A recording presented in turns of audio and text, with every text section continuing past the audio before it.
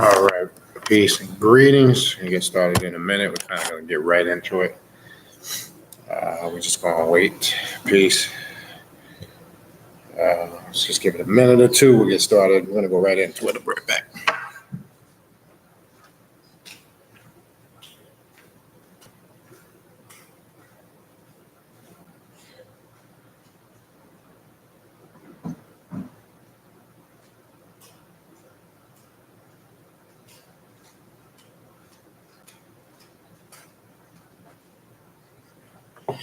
All right.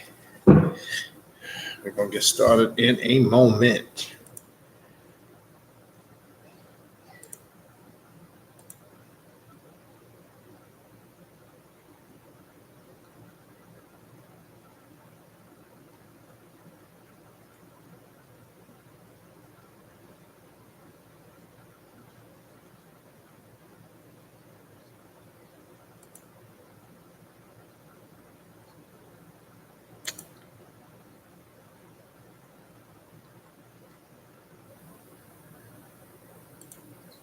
All right.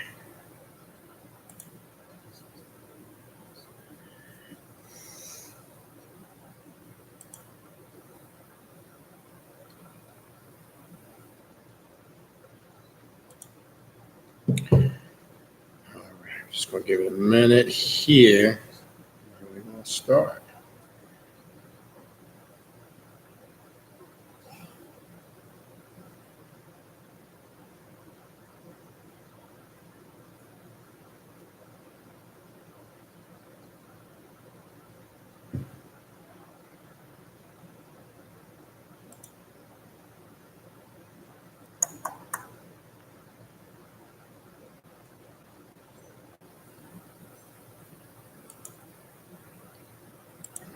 The hell.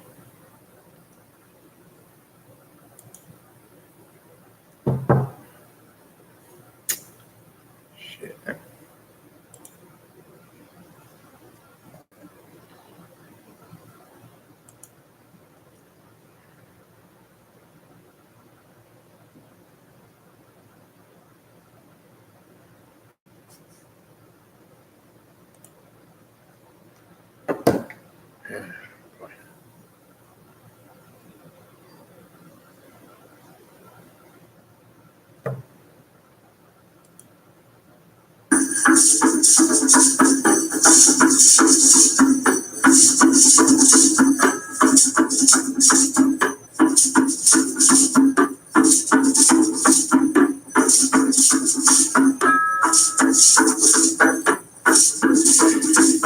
All right.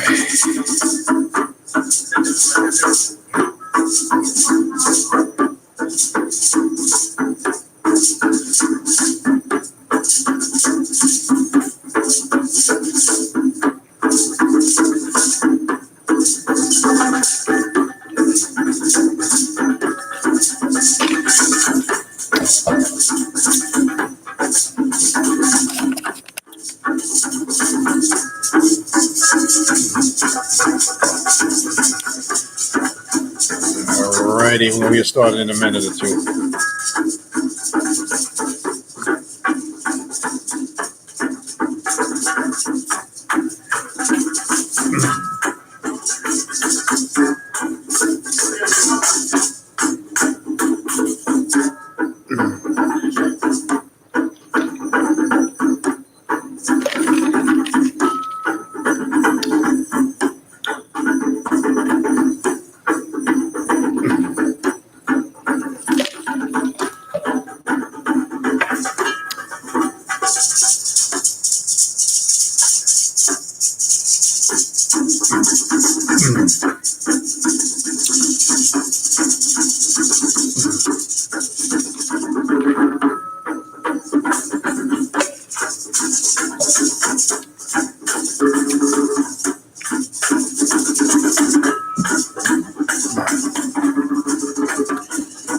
Shitty McVitie.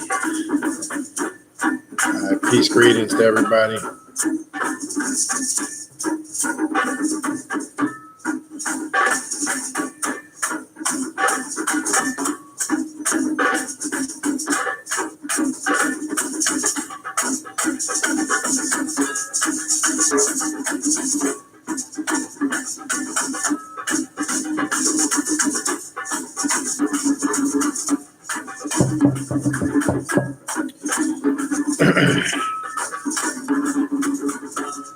We'll start in about a minute or two, right?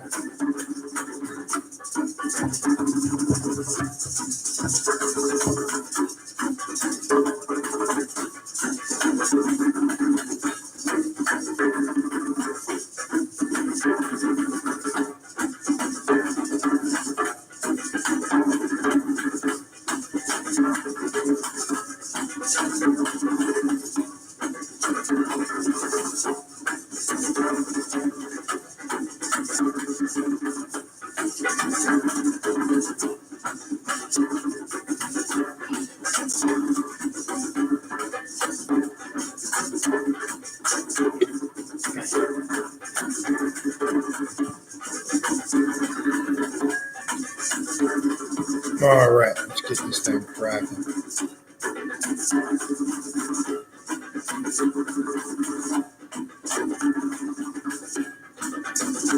All right, peace and greetings to all of the gods and goddesses on this path, doing actual work, not just reading books, not just talking shit, but actually doing work. Just obviously a couple of quick announcements. First of all, if you're not subscribed to the channel, subscribe to the channel, hit the bell to get all notifications of any videos that I upload or any lives. So again, subscribe to the channel, hit the like button. That helps spreads the channel and makes it aware to more people. So again, hit the like button, subscribe, and also tap the notification bell because I keep getting emails. Some people not sure still how you get the notifications. That's anybody's YouTube channel. If you want notifications, you have to not only just subscribe, you have to also tap the notification bell. So do that and also hit the like button. Just some upcoming announcements. One, you probably, those that also follow Primordial Chaos on Instagram, Facebook, here on YouTube. A couple days ago, I posted the next individual private class. Now that the session of online classes is over, the last one was this past Saturday. The next full online session, which runs 6 to 8 weeks, that will be in mid-January. All right. And I know people are already asking, sending me emails as I don't know if I said it on the last video, but what I've decided to do is do it twice a year in January and July. So you can kind of mark your calendars to prepare for it if you decide you want to take one of those full online sessions. I'm going to keep them 2 full sessions a year. There will be in mid-January and mid to late July. All right. That's going to be something I'm going to keep in regular rotation to kind of keep it a little bit more organized. So again, the next full online session of classes will be in mid-January. I did post an individual class. As I said, in between those full sessions, I'm going to do individual private classes, 1-day classes that run about 3.5 hours. You can sign up for those. I just posted the first one I'll be doing. It's going to be dealing with Lilith and how to work different aspects of magic with Lilith, how to connect with her through rituals, spiritual practices, how to work with Lilith through sigils, sex magic, and working with the aspect of her as the Klepothic goddess that takes you to the dark side or the night side, the void, and the darkness. All right. I posted the advertisement for that class on Instagram, Facebook, and here in the community section of the YouTube channel. That's going to be Saturday, November 2nd. That'll be from 3 to about 6:30 p.m. All right. So if you want to sign up for that class, shoot me an email that you see at the description box, khnum19@gmail.com. And I'll send you the information to sign up for that class on November 2nd. Reminder, this Saturday, we have Richard K. Page live on the show. He's a renowned Luciferian and author. This will be his third appearance on Primordial Chaos. That's going to be this Saturday at 4 p.m. Eastern Standard Time. So you definitely don't want to miss that. If Luciferianism is one of your paths that you study, this will definitely be a most interesting show. I've always said, in my opinion, Richard has a very good open perspective of Luciferianism. He's not, trapped in one particular school or philosophy. And he even encourages other people to, whether you agree with it or not, that you should study, seek, and compare all these things.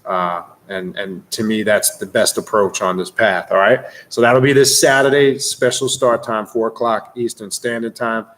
I'll put some reminders out through the week. So hopefully those that are able to tune in can tune in. Also, the ritual I put that flyer out a few days ago. Again, it's on the Primordial Chaos Instagram. It's on Primordial Chaos Facebook, and here in the community section on YouTube. That's going to be Friday, September 27th, 8 p.m. Eastern Standard Time. We will be doing the ritual of the spider goddess, Arachne. We'll be working with that energy. Something completely different. This will actually be our first group working with the spider goddess. We've never done a group working with her before, so this will be the first time working with that energy. So I'm looking forward to that. That's going to be on the 27th of September, Friday, 8 p.m. Eastern Standard Time here in Fort Lauderdale. If you are interested in attending, shoot me an email. And then right around the corner after that, next month will be the Journey of the Black Adept Conference number 2. I already know several more that are already coming. We'll have out-of-town and out-of-state speakers presenting at this event, 3-day event of workshops, classes, presentations, rituals. We've got a whole bunch of stuff going on. If you would like to present at that event, and you would have a topic on the occult or the left-hand path that you would like to present, send me an email. Let me know what it is you would like to present. And space permitting on the itinerary, if we can get you on there, we'll get you on there. We do have still a little bit of space on there, but that's running out quick. I myself will be doing a class that Saturday, more of an open session for those that just want to ask questions on the left-hand path and the occult. It'll kind of be a group discussion, kind of a free-for-all where we could all interact. So looking forward to that. That's going to be the 25th to the 27th of October, and that'll also be here in North Fort Lauderdale. If you would like information on that, how to register and sign up for the event and the information, again, shoot me an email. If you are interested in a spiritual consultation or a reading, specify which one. If you have a particular choice of a reading, if you would like a reading with the Goetia demons and Lucifer, if you would like a reading with the spirits of the dead, the Orishi, if you would like a reading with the Voodoo deities and the Loa, if you would like an Egyptian rune reading, just specify in your email along with your days and times you're available, and most importantly, the time zone you're in. If you don't have a preference, I kind of just go with my instinct. All right. At least give me a 2-day notice. I usually get to everybody within 2 days. And again, you can email me, same email address. So again, remember, if you're not subscribed to the channel, subscribe to the channel, hit the notification bell, also hit the like button. Don't forget to hit the like button. It'll get the channel expanded out to more viewers. And so this information can reach a lot more people. It's not for everybody. All right. So what I want to kind of go over tonight, as you see the title, I've done many videos on Sith path, Sith philosophy. Several months back, as you know, I did a series on it. That was about 4 or 5 months ago. It might have been a little longer. You'll see it in the archives along with videos that go back even farther than that. I decided to revisit this because the dark side, or this term that we hear, the dark side, I still tend to see, and I got to call it for what it is. So I figured let's conjure up the Sith energy. It's very aggressive. It's very passionate. It's very passionate because that's one of the key sayings of the Sith. Passion is our power. We know Peace is an illusion, illusionary peace. I want to make this clear. When I'm saying, when I greet you guys, and every time I come on this channel, again, I always say there's a method to my madness. I always say peace to the gods and the goddesses on this path, and I follow it up with the most important thing, doing work. The only peace that exists is when you make order out of your chaos. Peace is personal. This illusionary peace that these right-hand philosophies put out, that doesn't exist. It's a lie. It presents or tries to give to you pie in the sky. We're all going to come together. We must unite. That's an illusion. One thing you learn on this path, and the Sith path is the best to really bring that lesson home, that it's first and foremost, the left-hand path or the dark side is a isolated, conscious, individual path. It teaches you, yes, we know things, there's a collective aspect to things, but individuality or retaining one's individuality is the key. So that piece that a lot of these spiritual systems promote is what keeps people chasing an illusion that's not real. You know, it doesn't matter what system. Also, I still see, and I want to make this clear, and I don't want nobody to get it twisted, okay? People still think this is a Hotep path. I'm still seeing it, unfortunately. Yes, Egypt is a strong aspect of this path. We are not on that Hotep vibe. As I said before, there's a lot of fake ass people that claim to be occult, left-hand path, dark side, but I still see they're very buttery and soft with all this Hotep shit, this peace and love, Kemetic bullshit, okay? When we're talking about ancient Egypt, and I'm only going to speak for my channel and others like it, okay? Or that really teach dark side philosophy. What is the word philosophy again? As from last week's show, it's the Greek definition that means the love of wisdom. Right? That's all it means. Not religious philosophy, right? That kind of, you can't put religion before philosophy. I explained that last time. If you really understand the word philosophy, see, there's a trick in that. So we're not talking about religious philosophy. We're just talking about philosophy in general, what the word means. When we're talking about dark side philosophy, dark magic, black magic, left-hand path, path to self-mastery, we might talk a lot about Egypt because it has its point and its origin, but we're talking about Heka black magic, which nobody else really talks about. It's always this Hotep bullshit. And I got to call it for what it is, because I still see a lot of people on this path that are having a hard time separating from that. And that's why I said, don't confuse everything that somebody or whoever identifies with a cult, but really look at the overtones of what they're teaching. It's basically some watered down Hotep shit. So I want to make that clear. This is not a religion. This is not, strictly a Kemetic, a Voodoo, a Ifa philosophy. I'm still seeing people stuck in that shit. And the reason why is because they're comfortable when it comes to things they can connect with tangible. So we're going to bring the spirit of the Sith out tonight, which is very aggressive, which doesn't really give two shits about anybody's personal emotions or experience or feelings, because if you need your feelings catered to and your emotions stroked, this is not the right path for you. The dark side philosophy of the Sith teaches serious reality checks. And since the core work on this path is shadow work, real work of self, not surface bullshit about how great I am and how much I think I know, and let me pat myself on the back because I'm so fucking smart and intelligent and all that other bullshit. That's, anybody can do that nonsense. This path, when we say going to the dark side, it's uncovering the real self. It's dealing with the real you and bringing that to the surface. That's what dark side, the path of the dark side is. But encoded in that dark side is the divine that resides within you. The God or the goddess that has always been there, okay? The God or the goddess that's never gone anywhere. It's always been within, but we've been so mind-fucked and indoctrinated that we've lost our way in a sense, and we feel we need guidance from external bullshit.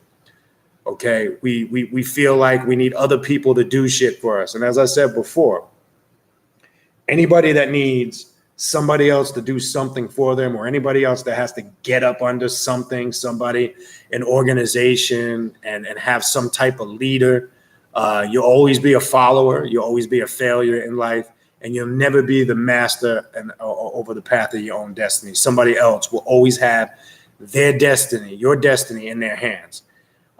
That's what this path is not. So I want to make that shit clear, because I think it's still, and again, if it doesn't apply to you, it doesn't apply to you. I'm speaking in general. And I'm saying because I still get emails from people that are very fucking religious. Okay? I'm not concerned with what Donald Trump is doing, because what Donald Trump does is fucking irrelevant to me. Okay? Remember, rule one on this path. What an adept is concerned with is controlling them, mastering themselves and their immediate surrounding and environment. That's step one. You must master that first before you can worry about anything outside of that. Most people are worried about stupid shit and they ain't even got their personal shit together. Okay? So that stuff is only as important as you allow it. It doesn't affect me. It doesn't affect what I do. Because I'll still get people say, whoa, it's going on in the world. Yeah, of course it affects the world as a whole. It has an effect, but the level of that effect, you can internalize that more and bring it personal. People are so fucking emotional, and all they do is react, whatever they see on TV, whatever they hear in the news, et cetera, and they're so concerned about that. I saw some shit, and there was so, I don't know how I got into this group conversation. It was a group text, and I had to laugh, and it must have been anyway. The point is, these motherfuckers is talking about colonization in parts of Africa. And here's another thing we got to get our mind out of. We need to start worrying about what the fuck is going on here.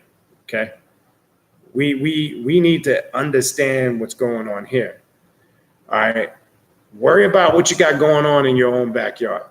That's the other part of the game, or part of the distraction. So, Darkside philosophy, path to the Sith. Couple just key things I want to run through. A couple books I would recommend, and if you go back to the series I did several months ago, and I want to make a disclaimer here, I want to be clear on this. I'm going to go through some stuff in this book here, which is the Sith Academy's Darkside Philosophy by the Dark Lords. I've mentioned the Dark Lords before. I want to make this clear. I'm not a member, but I do. There's a lot of their books. I do. If the Sith path is one of your path, I do suggest you look at all that. Take a look at a lot of their books. They do have some great concepts that you can utilize on the left-hand path. I don't agree with everything that they put out, so I just gravitate towards what I can utilize on this path. I suggest you do the same. But I want to make it, I'm not encouraging, I'm not promoting or telling anybody they need to join it. I am simply pointing out some literature. I do think they have some really good literature. So I would advise you to have a series of books out. I got most of them. There's good work in these books that you can adjust to fit your path. There's exercises, meditations, tests and challenges where you can challenge your willpower. And again, I'm not going to grab them all now. If you go back to some of the older videos, I put all of them up in the videos. All you got to do is just go on to Amazon and Google the Dark Lords and under books, and they will come up. And whatever spurs your interest. Obviously, a classic, if you are into the Sith and the Star Wars trilogies, the Book of Sith. I'm going to go through some dark alchemy in here this evening. This is a great book. Now, this is a classic example of how one can use mythology in a practical way and apply it. Let me just say that. You can take any system, and the word practical means as long as you can put it into practice. Not on some space cadet spooky shit. Again, there's got to be that bridge. There has to be that harmony between the objective and the subjective. So I just want to make that clear. So let's not get that twisted. All right? So we're going to talk about some concepts of what the dark side is. As we know, the Sith philosophy comes or has its origin in the Star Wars movies. right? But we're going to leave the Hollywood and the entertainment alone, even though that's fun and there's aspects you can connect with that. There are many people who have taken Sith alchemy, Sith philosophy, Sith path of the dark side and transitioned that into their personal work. And I've done that myself consistently over the last couple of years. Probably going back to 2013 is probably when I started really utilizing work with Sith philosophy. Really, in essence, it drops the science of what this path is about, minus, again, all the Hollywood indoctrination. So I want to go through some key points, not going to really be reading, but going through some key points in the Book of Sith. Okay? I know this is a very popular book. There's a section on page 40, Sith alchemy, right? I want to go through two short sections in here, Sith alchemy and Sith incantations, right? A lot of stuff in here. But in the Sith alchemy section, it says, none of these creatures arises from nature. They are bred from their extreme forms. Breeding has limits. However, it takes generations, whereas alchemy is immediate and forever. Though through alchemy, one uses this is key, one uses the force to affect change on the physical, all right? That, in essence, is what black magic is. Now, they call it the force here because it's using the terminology in the Star Wars movies. That's your willpower, right? When you're able to master your will, if you go back to that last series I did on the Sith, it's, being able to control your willpower and your behaviors. Certain behaviors can weaken your willpower. When certain behaviors become addictive in the sense where it's not conducive to your growth. That's what it means when you indulge in certain things, but you don't have the discipline to just take in the necessary amount you need. So behavior over willpower is key. Can you exercise your will and identify certain behaviors? Because the force is your willpower. And in essence, what this is talking about here is how you bring about that change, okay, on the subjective, and it brings it into, as it says here, it brings in the change on the physical. Alchemy is immediate. Alchemy is manipulating something or energies, which we're going to talk about. And that, in essence, is what Sith alchemy is about. That, in essence, was what a lot of black magic paths are about. So you can use this philosophy and put it into use in a practical manner. The word practical has root in the word practice. So I want to be clear when I'm saying this, because you got motherfuckers that are out in Cadetville using all types of shit in an unrealistic manner. They're using superheroes and Captain America dolls and all this other shit, and they're not utilizing it in the correct way. They're using it in a fictitious way. There's a certain way, if you're going to use mythologies, if you're going to use fictions, and you can, no doubt, I'm in 100% agreement, because you are the magician, you are the adept, you are the god or the goddess. And because of what this says here, and that's why I want to point out this section on Sith alchemy in the Book of Sith, that one uses the force or their willpower to affect change on the physical. All right? So it can be utilized in a practical manner. Then it goes on to say, and this is the narrator of the Book of Sith, I was the greatest of the master summoners who fought in the 100-year darkness. My inspirations came to me in rumors and dreams, and only now in the minaret of Zeast do I realize it was the call of the Sith all along. Sith alchemists have had ages to perfect their art, and their knowledge is now mine. Sith alchemy is applied to both the living and the non-living. So we see there's also working very familiar with what we do on the left-hand path, or black magic. There's also working with spirits of the dead, as it says, the path of the dark side of the Sith is a path of the living and the non-living. It does work with the aspect of conjuring up spirits that have transitioned on from the physical into the ethereal world, right? Okay. Each is a distinct discipline of study, with the latter being better suited for new apprentices. Alchemy of the non-living is far simpler because there are no living cells to resist you. The science is used to create amulets and enhance weapons. Any object touched with alchemical science will become force sensitive itself, forever retaining a mirror imprint of its forger. So the creator is the one that has power over it, the one who brings it into fruition, right? Alchemy on the living is suited only for masters. The subject's own force energy will fight you as you twist and shape the host. By recasting the shape and again, you will get a Leviathan. It's funny that that's in this book. What is Leviathan? The principle of continuity and existence. Okay? So you will get Leviathan, something that will constantly reproduce itself over and over, right?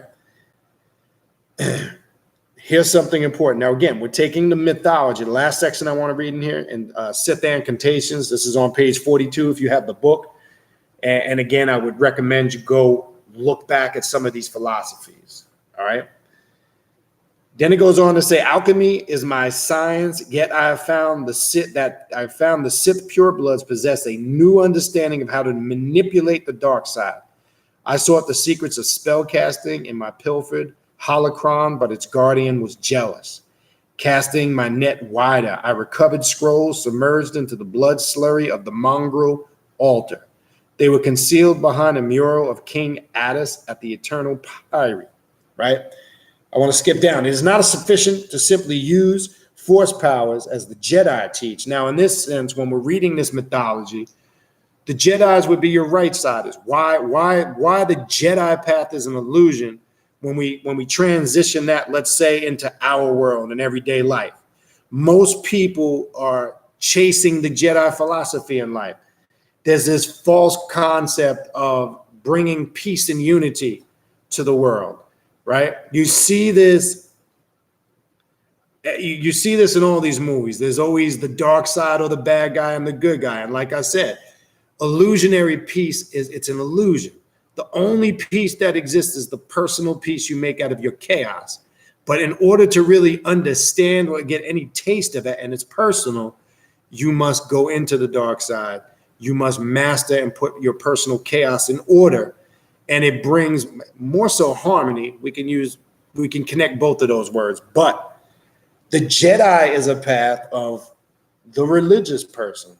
The Jedi is the path of the person who is under this illusion that we're all the same. We're all equal. We're all going to unite. We all can make the world a better place. See, and that's why when you see in all these stories, you see it never, ever happens, or there's always some conflict that arises. That's because the Jedi philosophy or the Jedi type doesn't understand that chaos will continually manifest itself. So what the objective for us is to do is to recognize the chaos and master it.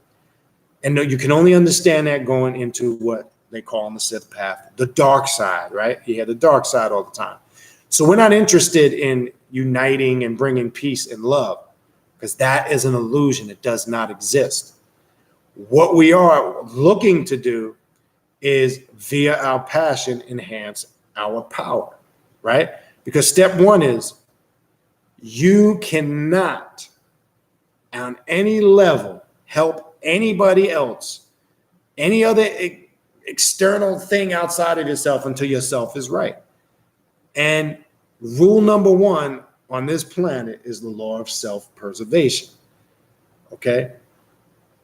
Self-preservation is what you should be focused on because at the end of the day, a Sith master knows the only person that gives two shits about you is you.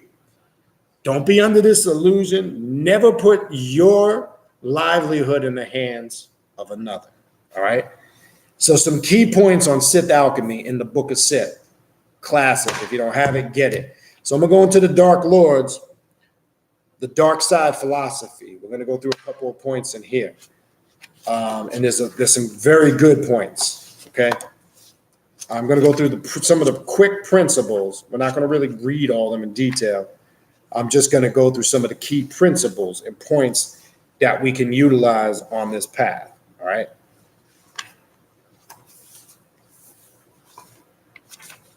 Actually, hold on.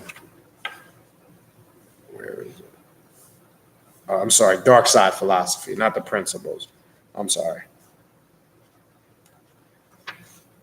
I want to touch on two things: dark side philosophy and light side philosophy versus dark side philosophy. There is a difference. Now, as I've said many times before, the black adept knows the key to being successful is creating a harmonious bridge between both of those paths. But we're going to show you the difference where the problem comes in. It's a way of thinking, okay? It's a certain mentality. Some get it, some don't, okay? If the dark side philosophy, if the source is the place from which all gods and first principles emanate, then the dark side refers to those aspects of the source that are dark, meaning primordial chaos. If we're talking about the energy or the point of origin where everything manifests from, it would have to be the dark side, okay? It refers to those aspects of the source that are dark, destructive, irrational, evil, or unknown. The dark side takes many forms. In different people's, imaginations, the ancient gods Set, Ahriman, Kali, Typhoon, Hecate, the Christian devil, or more abstract conceptions such as the black sun. But the dark side itself is a source beyond all forms with its own ineffable nature and will, all right? So the dark side embodies all of those concepts. It's talking here about Hecate, Typhoon, Set. It's going through just a couple, Ahriman, any of these demonic abodes, because this is, out of this, and remember, it used when a Sith uses alchemy and they're able to master and control it, they're conjuring up the force of what we call Leviathan, right? Something that continues to exist. And we know primordial chaos was birthed out of Leviathan, right? One must understand that science to understand the origin of the dark side. All of this emerges from what we would call the essence of the dark side, right? Then it goes on to say, we say that the dark side is the source of the dark force, which is the metaphysical energy that manifests the will of the dark side in individual beings and in the world at large. The dark force produces a myriad of dark currents, which manifest as various cults, religions, and philosophies that disrupt, awe, and terrify the world. It only terrifies those that are ignorant. Because you hear these terms, dark side, terror, Satan, devil, Set, evil. Well, we've been indoctrinated with all that comes along with that. And I'm not, again, speaking to the individual that's on the path and is familiar with those terms and is not, I'm not talking about that individual. I'm talking about the ignorant individual who believes and accepts everything they're told before doing actual research. And you can't understand if you don't really understand the essence of really what the dark side is about. Not what people told you, not what you read, not what you've been indoctrinated, because that shit will get you confused. All right. Then it goes on to say one of the earliest references to the dark side is the history of ideas that came from the Persian prophet Zoroaster, who spoke of Angra Mainyu, a destructive spirit. And those who have studied Zoroastrianism, you'll be familiar with this. The two terms that both capture the essence of the dark side.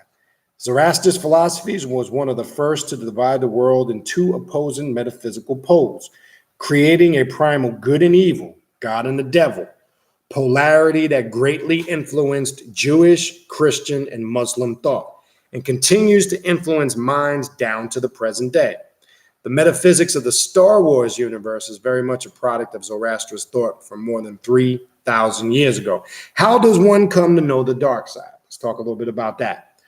It shows its face during those moments of wild terror that civilized man works so hard to eliminate from his experience, yet which still break through the facade of peace and order from time to time during wars, riots, criminal acts, terrorist attacks, natural disasters, wild animal encounters, and so on. The dark side can be seen by simply observing any patch of nature. As stronger creatures devour weaker creatures, every being dies and all things decay and turn to dust. Now, something I've talked about for years. You're either predator or prey in this universe. Let's understand that. There's no in between. There's no, I love everybody. I want to save everybody. We need to make the world a better place. Kumbaya. Doesn't exist. Okay? That's one of the key problems of what it just said right there. It's simply saying the aspect of predator or prey. Now, we're not just talking about predator in the sense of just being physical and being killed or destroyed. We're talking about on all levels, mentally, emotionally, spiritually. You're either devouring stuff, destroying stuff, and reconstructing it to suit your purpose, or you're being devoured and destroyed on those levels, and you're not aware of it. There is a physical aspect of it. As I said earlier, the first law of nature to any human being is self-preservation. Don't get it twisted, okay? Now, as I said before, to show you this, and I always use this analogy, and hopefully this never has to happen to anybody. Ask the person that's so loving and caring, if you were trapped somewhere and there was only enough of food for 2 people, yeah, you might start out sharing, but what happens when desperation kicks in? Are you going to be so sharing, caring, and giving when the mind is shifted to a whole nother gear? I'm just saying. Hopefully that never happens to anybody, but you will see Darkside come out when it comes down to survival, okay? This is a reality. People don't want to address it. You can say, oh, that's going to the extreme. I'm using it as an analogy, okay? I'm using it as an analogy. If you were trapped in a room with 1 or 2 people and there was only enough of food for maybe 1 person or maybe 3 people for X amount of time, when that food gets low, shits are going to get real, okay? Shit is going to get real quick. And I'm saying that not, again, to people on this path. I'm using an analogy to the light side or the philosophy fluffy person who, oh no, I had a motherfucker tell me, this is a true story, in a conversation a couple years back, we were talking dialogue and I brought up the same concept. This motherfucker actually had the nerve to say, oh no, I would share to the very end. Well, it's easy to say that now. I guarantee you wouldn't feel like that at the same time. So let's keep it real. Let's keep it focused, okay? Let's part of this path is removing the illusion that people are under, okay? And this is part of being real with yourself, as tough as some of it might seem, all right? Let's continue on, all right? The dark side can be seen by simply observing any patch of nature. A stronger creature devours weaker creatures. You're either predator or prey. Every being dies and all things decay and turn to dust. When the vicious visage of a wild dog is in your face, its hot breath and saliva touching your skin, its claws and fangs threatening to shed your flesh, you have felt the touch of the dark side. No amount of reason, argument, or moral appeal can stop such a beast any more than it can stop the dark side. The dark side is the wild dog of thought, which is immune to all rational philosophy and moralism. That's the key right there, because why I was saying in the beginning of the video, people still infuse this path with that Hotep shit, okay? People still want to be Ifa, and they still want to be Kemetic, and they still want to be all these things, rather than take the approach, you are those things, and those things are you, not trying to follow those things, okay? I just want to make that clear, okay? By that last point, it is immune to all rational philosophies. And I said, unfortunately, there's a lot of people who, again, they're a cult, they're left-hand path, but all I see is them, they're watered down a cult. They're hiding behind some Egyptian nonsense, and they're still really no different. They're just a different strand of your regular mainstream Hotepers, okay? I have to say that because this path is none of those things. Do we work with those systems? Yes, but we work with them in our own methodology, not in a traditional way. I still have people stuck contacting me about traditional aspects of those paths. I don't really care. Okay? I want to make that crystal clear.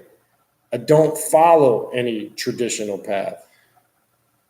Okay? I'm not interested in teaching a traditional path. I'm not interested in being initiated in any of those things. I've been there, done that, got the t-shirt. But there still are people who want to be on this path, but they're parading around as what, I don't know. So rational philosophy and moralism is out the window. I've always said to work and master black magic, you can have personal morals. You can have your personal dogmas. That applies in your mundane existence to an extent.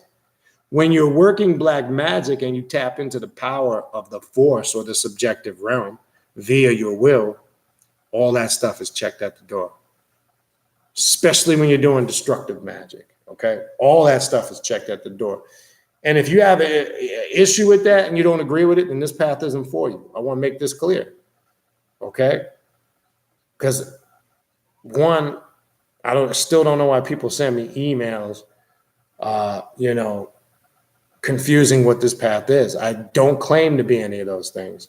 And if I'm talking about Egypt or any of those paths, it's from a left-hand path perspective, not from your traditional. Don't gauge what I talk about from your traditional mindset. I couldn't give two shits if you like it or not. It's as simple as tuning the fuck out. That's it. I'm not here to cater to your emotions and your ego. I ain't gonna sit you on my lap and burp you and tell you it's gonna be okay and coddle you in my fucking arms. I'm not interested in that. Okay? And if you don't like it, it's personal. That's something you got to wrestle with. I couldn't care. Okay? Get your shit together. Stop worrying about what you sound like a little bitch. Well, I don't like this and I don't like that. And I think anybody that starts every sentence off with I think, I got an issue. They got a lot of insecurities. We all know motherfuckers like that. We all know people like that. Every time you're listening to a motherfucker talking, they start, I think we should, I thought, I was saying, I. It shows they're in an illusionary world. It shows they're admitting to you in a non-direct way they're very insecure in their own ways, actions, and whatever path that they're on. The very fact that it's I. What you like and love is irrelevant. That's some personal shit. Nobody cares. Just like I don't expect anybody to care what I like, love, or hate. That's personal. But I'll be damned if I'm going to sit here bitching, moaning, and complaining. If I don't like something, I just stay away from it. Who cares? When do we grow up? And that's what this path is about. Check your morals at the door. Check your personal likes and dislikes and your rational philosophies, as it says here, right? But I think, we got to come together. We need to unite the black dollar. Please, people, please stop living that illusionary path. How you going to unite somebody else's money when your money ain't fucking right? Okay? And I talked last week. Somebody sent me an email about the ancestor money, which I thought was kind of funny. It wasn't a bad email, but they never looked at it the way that I was describing it last week. And I want to make this clear. If you burn ancestral money, I'm not criticizing you, but I'm not going to sugarcoat how I feel about it. You don't have to agree. I think it's the stupidest shit in the world. One, it's an Asian custom that was used to honor the dead. That's number one. Okay. Two, it somehow has got transitioned into the occult as if it's some type of mandatory practice. I ain't going to say names of certain people and YouTubers that promote it. I'm just going to keep it 100% real. I'm just speaking in general. My thing is, it doesn't make sense to take real money to buy fake money and burn and destroy that money to get real money. There's a mind fuckery in that itself. When somebody told me that shit years ago, I said, why not just take the real money and burn the real money? You got people, think about this, people. You're going to go on Amazon or some occult store to somebody to take real money, Pay them. They're going to give you fake money that you're going to burn at your ancestry altar to get real money. The only motherfuckers benefiting is the person you bought the fake money from, if you really think about it. Of course, they're going to want you to buy it. They're giving you fake money and pocketing your real money. Okay? If that's not mind fuckery, people, I don't know what is. I would not take real money and burn that if you're really hardcore into the ancestral money thing. Burn that. It just doesn't make sense. This is the nonsense that I'm talking about. All right. Let's finish this, and then we'll go into light versus dark side philosophy, and we'll finish with that. So it's just a couple more sections here. Nevertheless, we can formulate some general tenets of dark side philosophy, which we summarize below. So here's some quick summarizations. Knowledge is acquired with both the conscious and the unconscious, rational and irrational minds. There is no divine, benevolent, or rational order to the world that determines the absolute truth. I did a video a while back that I believe went over many people's heads. Is there such a thing as pure, undiluted truth? Absolutely not. Even truth is personal to an extent. Okay? So we need to be crystal clear on that approach. Some people think they have a lock on the truth. Truth is personal because you have people that promote dogmas from organizations and philosophies and cultures. Yeah, is there a certain level of truth in many things? Yes. But is there an absoluteness to that? No. You okay? All right. There is an objective truth, which is independent of social context and individual interpretation. Life, benefits, and creation are primal values that trump other values. All right? The last section here, light side versus dark side philosophy. To sum it up simply, light side philosophy seeks to know the world with the conscious, rational mind, right? That's why it fails. Okay? That's why it doesn't work, because when you have certain rigid structure to things and there's things that are not explained within that structure, it causes the individual who's really awake to gravitate outside of that and look for a deeper or a more profound truth. The problem is when you have established philosophies and religions, it usually creates a problem because it tells you how to think, how to act, in some cases what you should and should not eat, how you should dress, etc., etc. It basically cuts off your creativity, your intellectual, it stifles your intellectual growth. This is why many of us who are on this path today left those dogmas or light side philosophies. That's why we're here, okay? Because we know there's a deeper, profound meaning to the mysteries of life. We know it goes beyond what we've been indoctrinated, that poof, there was some Puff the Magic Dragon God, poof, he snapped his finger, created everything, when the Bible says it was 6 days, and he got tired of shit. He had to rest on the seventh day, which makes absolutely no sense. If you're good, you go to heaven. If you're bad, you're going to go to this eternal place of damnation. Be good, and there's a great reward waiting for you at the end. Be bad, punishment. But you have free will. Doesn't make sense. These are just some basic things that motivated us to leave that shit alone because the shit doesn't make sense. So we're not trying to, again, rationalize everything. We're trying to master it, understand it. We're trying to gain that understanding via critical thinking. Like, how do we really look at this from a serious perspective of analyzing it and being critical? Now, that's not always going to rub people the right way. But hey, one thing you learn on this path, quick out the gate, is you can't please everybody. We're not interested in pleasing everybody. Because if you spend your life trying to please everybody, you're going to have a miserable existence. Trust me when I tell you. All right.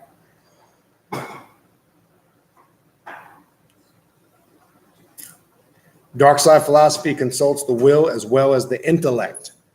The dark side philosopher does not merely ask what something is abstractly. He or she asks what should be done about it. See, that's the difference.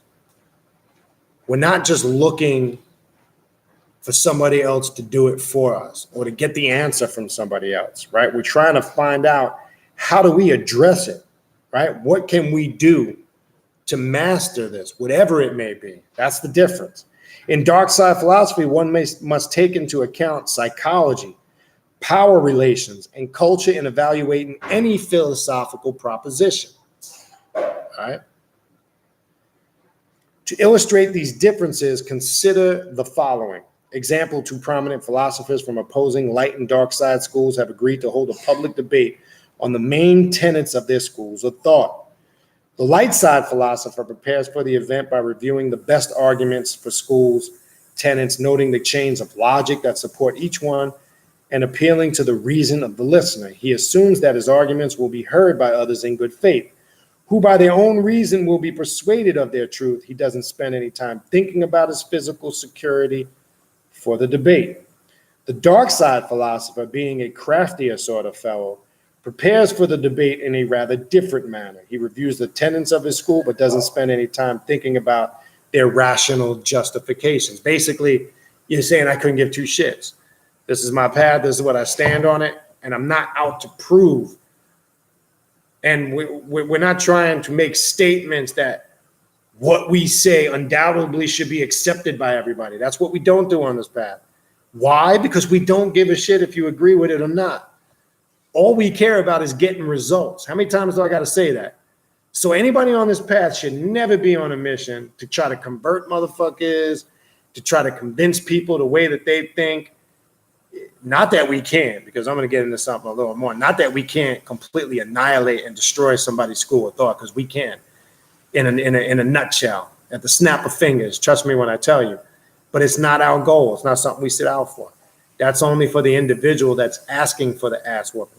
You understand? So this is not a path. We're not on a mission to preach the gospel to the world like all these other groups want to do. You know, all these organizations and conscious movements, all of them are right. They all got the truth and everybody else is wrong. And then all the groups that say they're right and got the truth, they all fight with each other. This one wants to prove his doctrine or their doctrine's greater than this one's, and it's back and forth. While you guys are eliminating and knocking each other off, we're sitting back doing what we need to do, master our craft.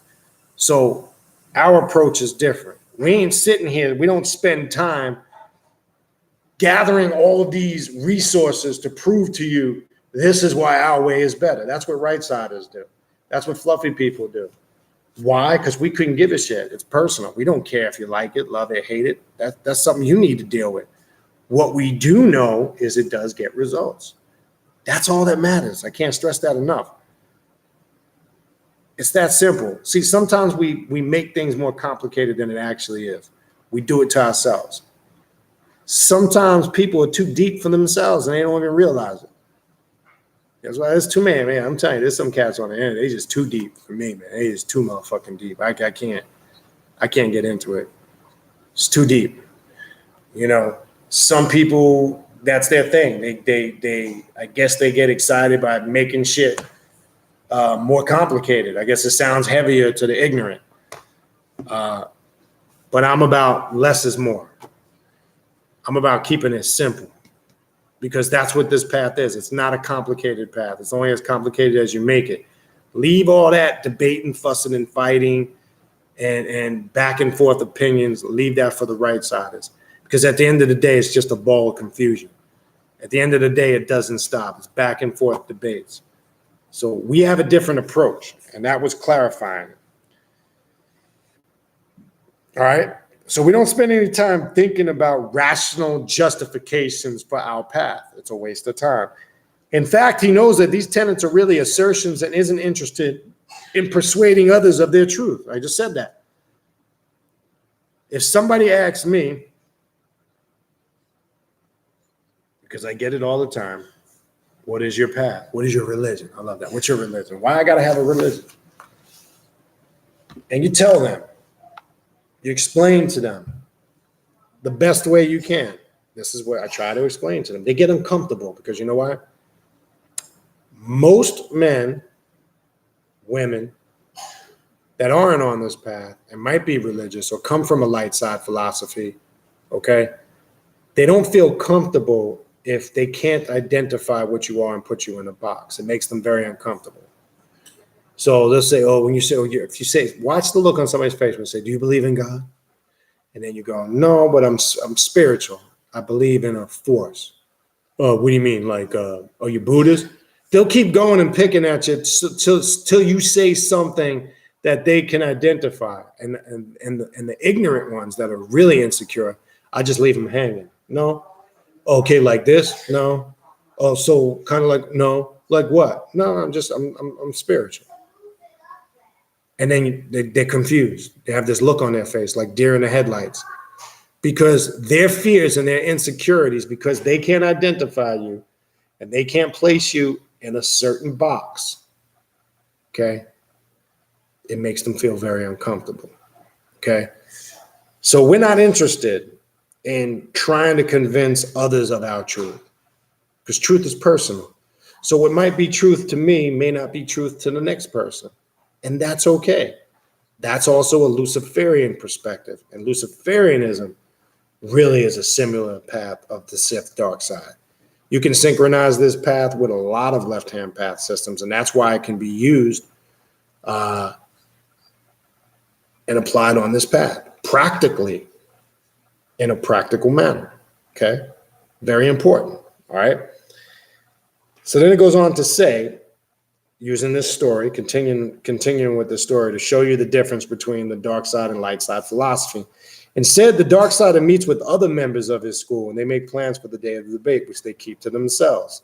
The day of the debate arrives and the two philosophers meet at the designated hall as scheduled. However, just as they're about to begin, a group of black-clad men rush to the stage and seize the light side philosopher.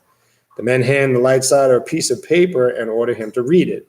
The light side philosopher, who is used to debating in safe environments against nonviolent adversaries, is terrified and does as he is told. He reads the statement, which in effect concedes the debate to the dark sider and admits that the tenets of dark side philosophy are superior to his own. He states further that he is retiring from philosophy and will no longer promote light side philosophy publicly. Then he is frog marched off the stage by the dark sider's accomplishments to house a protest from his supporters in the audience. The dark sider then briefly addresses the audience surrounded by his men, triumphantly declaring another victory for their philosophy. Thus, the debate is concluded. Here's the explanation of that symbolic scenario. The above scenario illustrates several weaknesses of light side philosophy.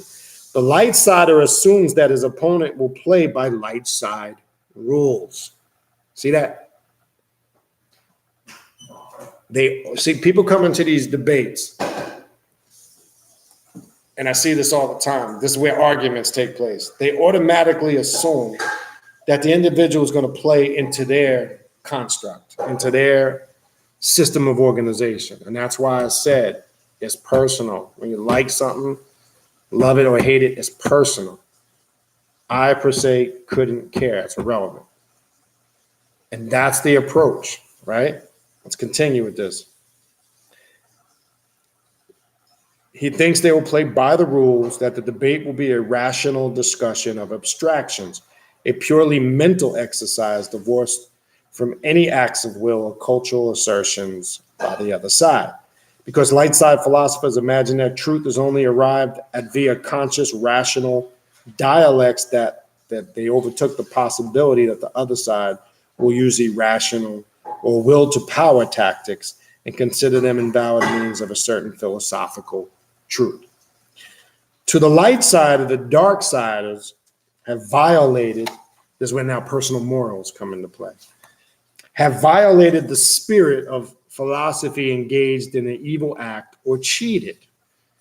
To the dark side is such acts are fair game because philosophy does not exist in some realm of pure ideas divorced from the cultural and power imperatives of its society.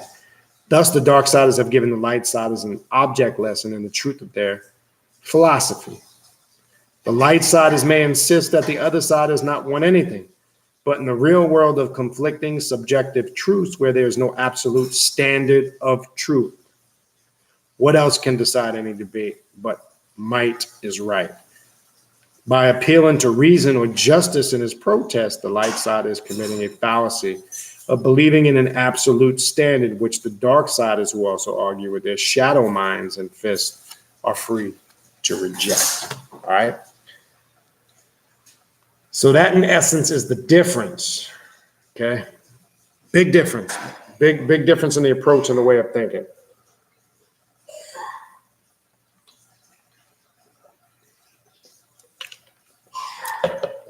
All right. So what I want to do, if you got any questions, comments, because I'm going to keep this within a 2-hour time frame.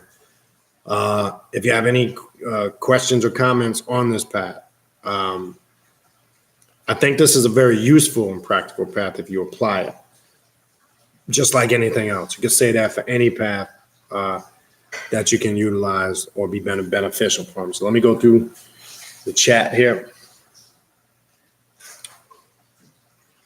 What I also will do is, because I haven't done it in a while, let me make sure I have it up and running. If you would like to call in, I'm going to put the call-in number.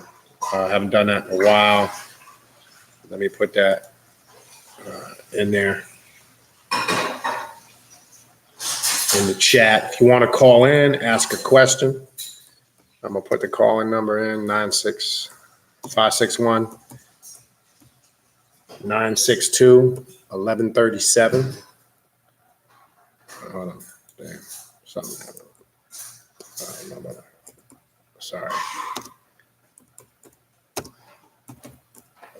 All right, there's the call-in number. You see it at the bottom, 561-962-1137. If you want to call in, be brief with your question or your comment for the sake of time. So again, I have the phone lines open. I haven't done that in quite a few weeks. In the meantime, while I wait for somebody to call in, I'll go through the comments in the chat. Peace to Mama Muerte and the Black Flame 11 NYC crew. Mama Muerte, aka Shitty McDiddy. That's her new nickname. She keeps using it. Did see the logo. Do like the way the logo is looking. I saw some of the adjustments you made. I think some people responded, gave feedback. I kind of like it. I think we should roll with it. I know you're still doing some final touches on it. So make sure everybody in the Black Flame 11 crew, the NYC crew, is giving feedback on that so we can come to the conclusion of picking one or picking the final one when you finish it. All right. All right. Let's see, Mama Muerte booked a trip here for next month. Cool. I know we're going to see a few of yous at that. Looking forward to that. All right, what else we got?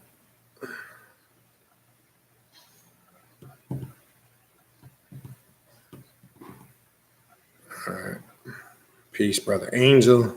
If I missed anybody. Peace, peace, peace. Wow. Yankee game is like a football game tonight. All right.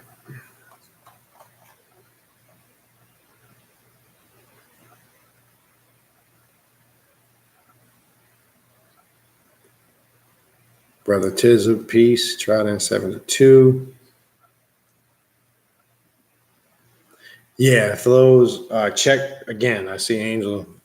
Then you got it, but you didn't check. Everybody that did get it, check that logo out. All right. Again, don't forget to hit the like button, subscribe to the channel, and hit the notification bell so you get notifications. Yes, this is a fuckery-free chat. We're not concerned with your personal feelings and your emotions. I don't like this, and I think. All right, J. JDale99. Someone in Houston is using a psychotropic weapon on me in Greenpoint area of Houston. Please tell me how to stop them. My name is, I couldn't even tell you, JDale. Not sure. What else we got?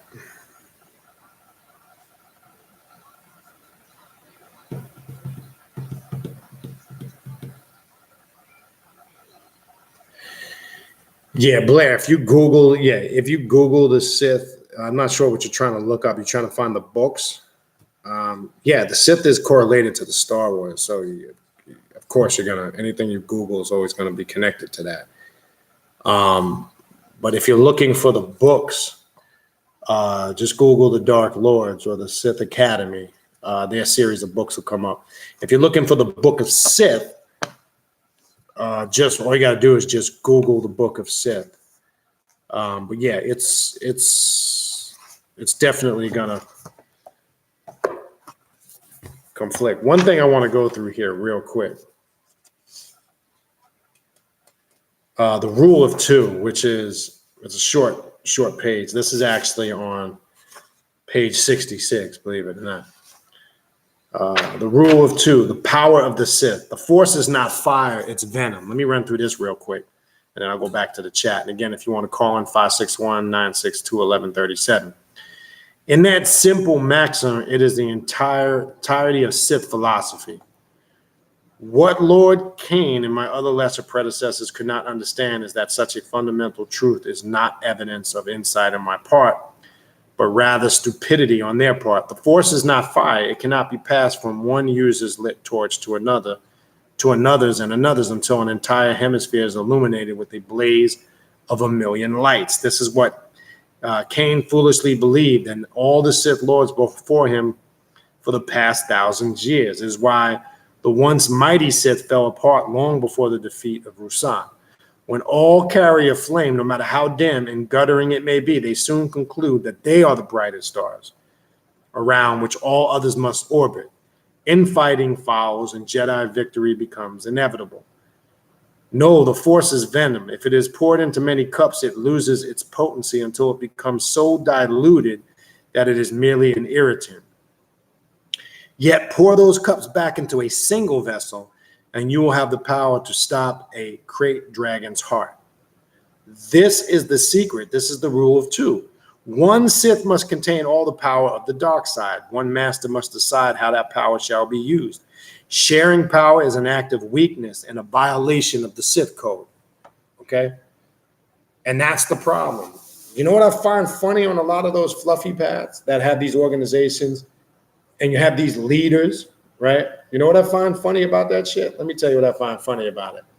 They all say it's about coming together, unite, we're all equal, we're all one, but yet they all have some supreme guru or leader that's usually pimping the congregation, that's usually pimping them with money, and and then on the flip side, they're preaching this unity thing. See, an adept is not trying to share his or her personal power with anybody else. This is the rule of two, right? Your goal, you should never, and this is why I said last week, I laugh at all these people that are on the internet that claim to have all these powers and that can do work for you. I laugh at that because first and foremost, there's just certain things you don't tell people, okay? But actually, let me take that back. I don't laugh at them. I laugh at the foolish people that spend ridiculous amounts of money because they have no confidence or faith in themselves to do it right. So we don't share our power with anybody. It's personal, okay? And it's a weakness as it's described here, okay? Yet the Sith order must survive after the master perishes. For this reason, the master must take an apprentice. The master instructs the pupil, but never gives up the smallest sliver of power. The apprentice learns through years of study, but must struggle for every achievement. If the apprentice becomes strong enough, a battle to the death will prove it. If the master should be struck down, the apprentice becomes the master and the order continues. Together, the two may attract legions of minions, but true power will remain concentrated, always two, a master and an apprentice, a devourer and the devoured, a predator and the prey. That's why I said earlier, it's the same thing. It's just another way of saying it. You're either predator or you're prey. That's it. It's that simple. Let's not make this any deeper than it actually isn't. Okay?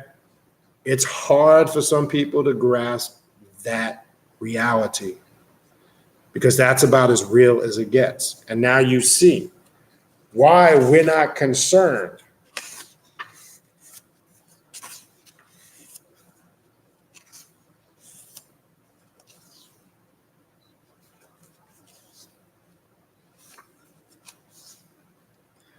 But if you, I'm sure if you're not, there's just a lot of cool stuff in this book. And especially if you're into it, it makes it even easier to really work with. But I think they put this book together pretty cool. And it goes through the whole origin of the philosophy. One of the first probably books I ever had on that. So yeah, let me go back to the chat. But anyway, if you want to call in 561-962-1137. All right. I am your father, Luke. I'm reading what Ender Oversoul read. All right, what else we have?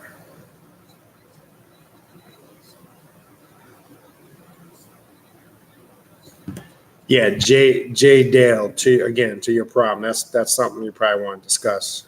I wouldn't discuss that here openly. We'd have to dig a little further on that. It's not that I was just blowing you off. It's not the right format for it. You'd have to send me an email, and we can go from there.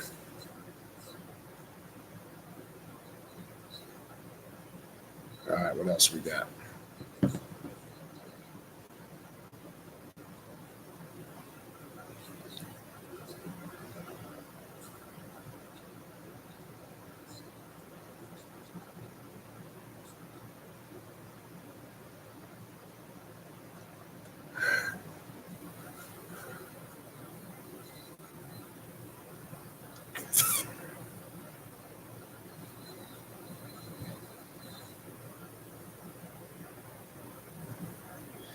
Yeah, and yeah, to hopefully that's a long name. Katie, Rail, and Shadow, and Koga. Hopefully I didn't butcher that. Yeah, when I was talking, I get some funny ass emails. I mean, I get some great emails too. Don't get me wrong. More great emails, positive emails. As far as when I say positive, that more in line with the current, the path, and what we talk about. But you got the cadets out there, you know. They just send some funny ass emails, you know, because like I said, was saying earlier in the video, they still want to be Kemetic and, you know, and they still want to be Hoteppers and, you know, and they use all these things that are connected to it, but then turn around on the flip side and say they're so Darkside and left-hand path. But basically I see them nothing but watered down Kemetic philosophers. So, yeah, some funny ass emails. What else we got? Yeah, the Joss paper. You can Google the shit. When I was talking earlier, when I was talking about the ancestral money, just see, that's how people on these paths, that's how my mind operates. It doesn't make any sense to me. You got people that want you to send them real money to give you fake money. And you're going to burn the fake money at your ancestral altar to get real money. Do I really need to explain that? Do I really need, I mean, you just can't tell right out the gate something don't even sound right. Why not just use the real money? So you believe because somebody who created this fake piece of paper and says it's used for this, you believe it has some type of validity to it? Just saying. Again, not knocking you if you do it, but at the same token, I gotta speak on it. Truth. People have asked me, no, I don't do it. I don't utilize the practice. You might say, I do it and it works. It works because your mind, your willpower fueled it. It ain't got nothing to do with the damn paper or the money. It's just you put the power in the thought. You believed in it so intently. That's the power of real belief, not religious belief. Personal belief is a powerful thing if utilized by exercising it through the power of your will. So they had nothing to do with the Joss paper or the ancestral money that did it. It was your firm conviction that gave it life, that gave it power. Believe it. If you think it was the money, power to you. But I ain't in a position where I need to do some shit like that. That's just me. It's power to you.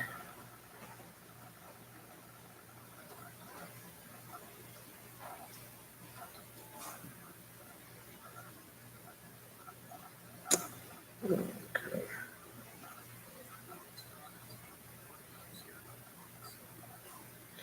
All right, what else we have?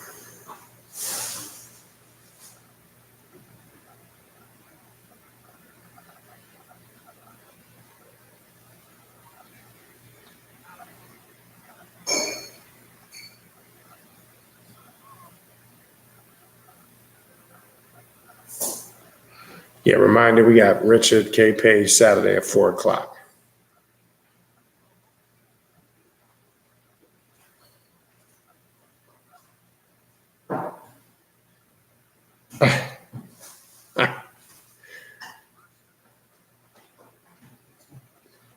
Yeah, I feel you. Key on the living magic. Yeah, I'm sure that building go away after you burn that. I feel you.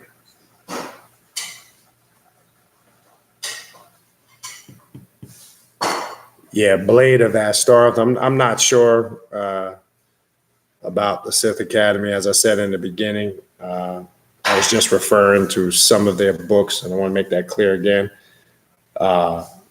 In no way, shape, form, or fashion, I don't even know if they're around or exist because, like I said, never was a member, and I'm not encouraging anybody to join. I just know some of their publications, not all of them, and I don't agree with all of them. They have a couple of books, as I've said in the past, I think are kind of a little bit comical and a little religious, in my opinion. But I more focus on what I can get out of something. So they do have some books, that you can apply some techniques on the path. So I'm not sure what their status is, if they're around or not. You might know more.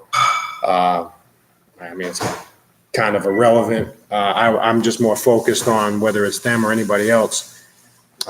Anything or information that we can utilize and apply it to our path. So, yeah, I'm not. Maybe they did call it quits. Who knows? Again, it sounds like you have more information on that. Not sure. I do know. I believe, if I'm not mistaken, and I haven't seen it. It's been a while since I looked.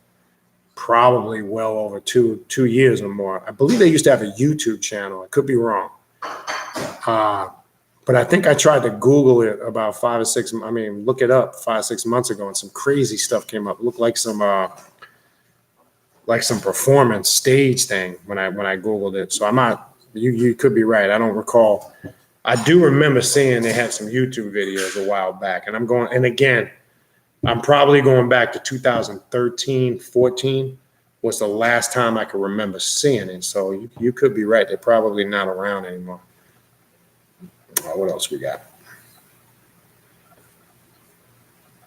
Because that's when I first came across these books, 2013 going into 14.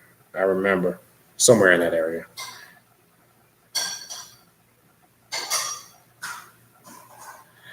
Necrocan says, thanks for the podcast, brother. Thanks for all who watched today. Support. Appreciate it.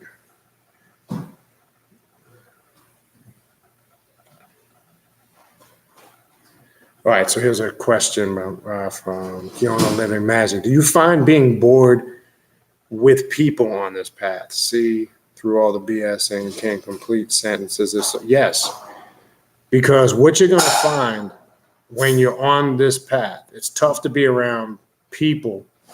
And I'm not talking about just, your immediate family. I'm talking about people in general.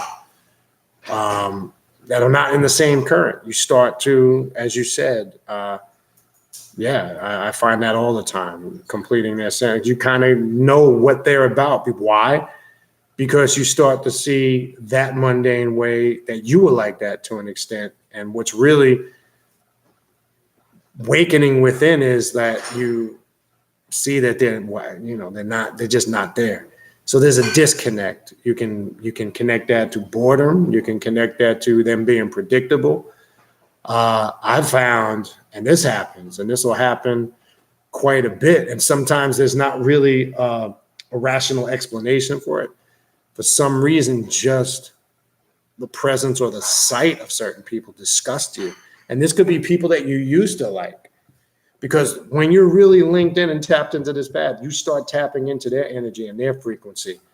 And it just sometimes it doesn't align with yours, and it manifests on all those different levels. So yes, that's something that happens on a consistent, regular basis, most definitely.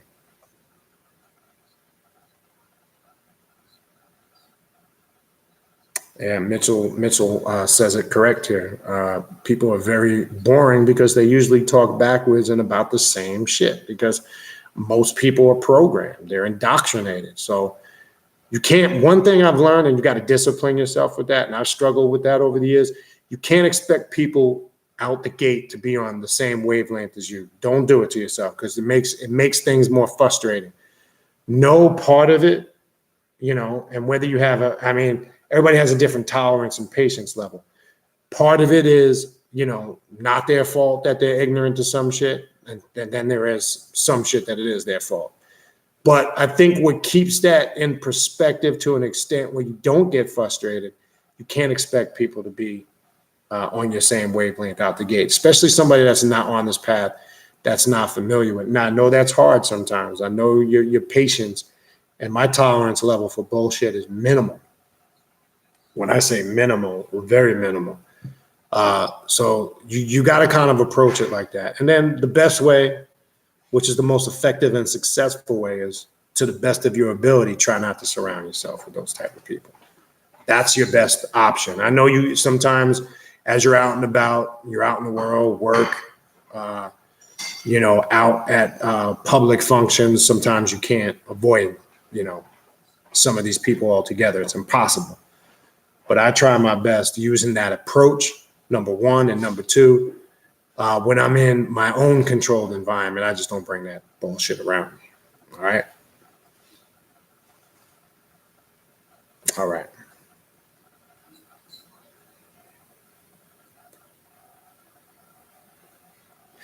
My Necrocannon, would you, this is from Necrocannon, would you say we already incorporate Sith philosophy and style on this path as it is? Yes.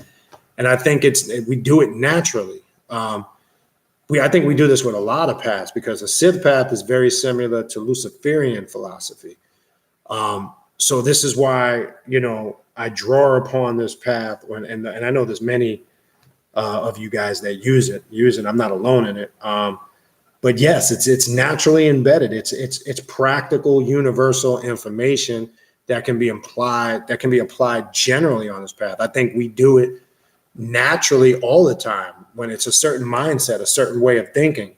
It's a certain approach, and it's very left-hand path in nature. I was talking about the last series or set of videos I did on this, the Sith path, which was about 5 or 6 months ago. Might have been a little longer, I'm not sure. I was talking about phonetically, when I was talking about the creator, George Lucas, he obviously was influenced in creating this whole trilogy. He obviously studied the occult. And I know people like to point out, I don't know what that means, but people always like to point out his wife is African. I don't know what the fuck that means, but people like to point that out. I don't think that has anything to do with anything. I do think he was influenced by occult knowledge and information. I don't think phonetically the name Sith and one of the names of Set is pronounced Seth. I don't think that's a coincidence. That's just my personal opinion on it. Is there anything that I can find from George Lucas of what he said and did to validate that? No. But when you look at how the whole Sith pantheon is constructed, from Darth Vader, we can liken that to Lucifer, the adversary. We can liken, the Sith to all the demons of the adversary, the dark side. Everything lines up naturally with what this path is about. It's a black magical order. I do believe it's telling the story.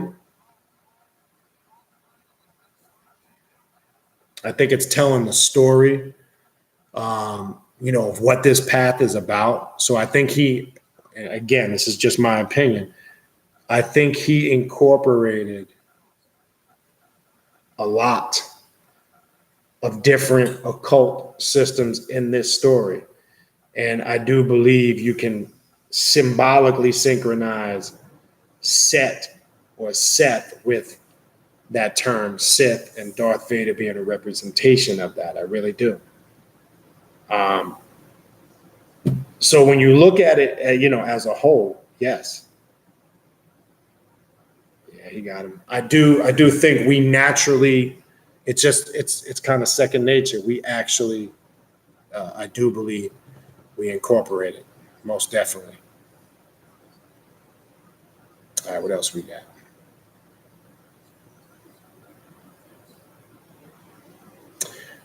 Good question by Mitchell Ford.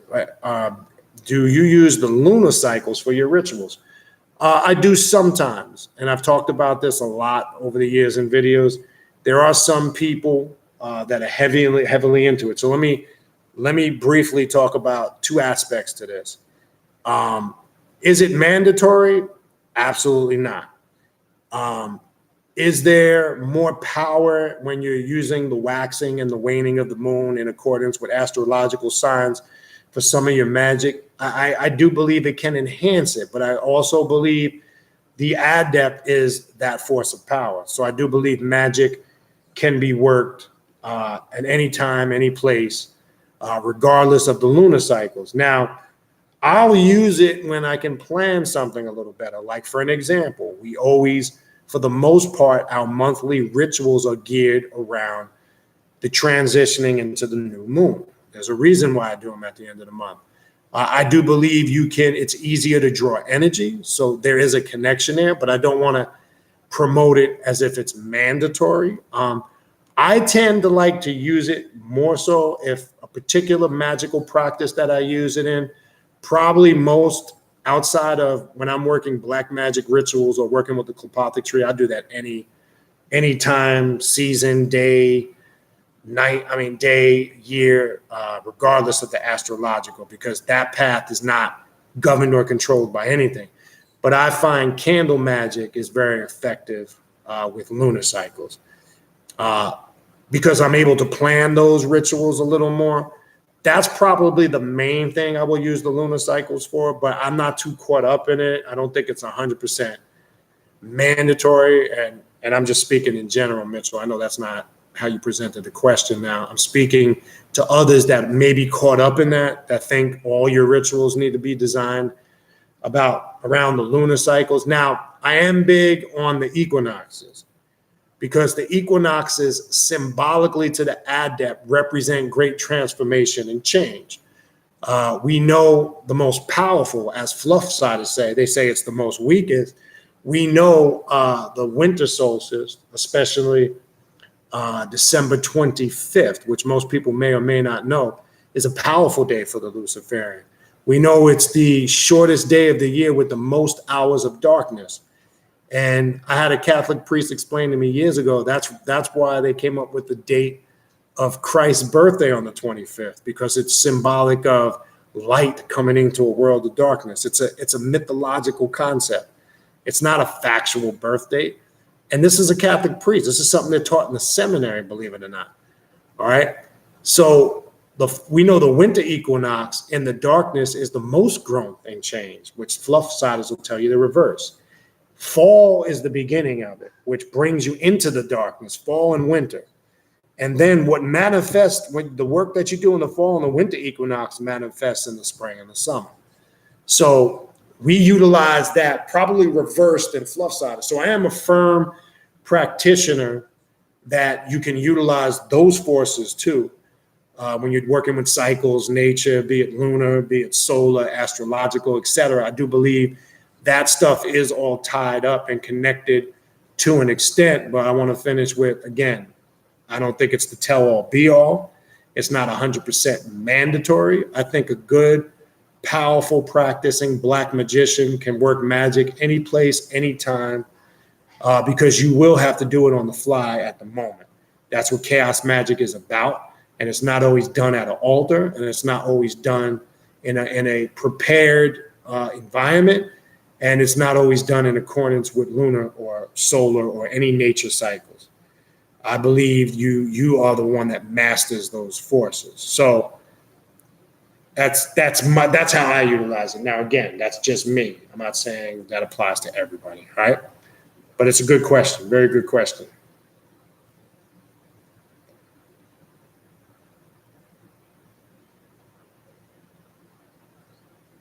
Okay, that's cool.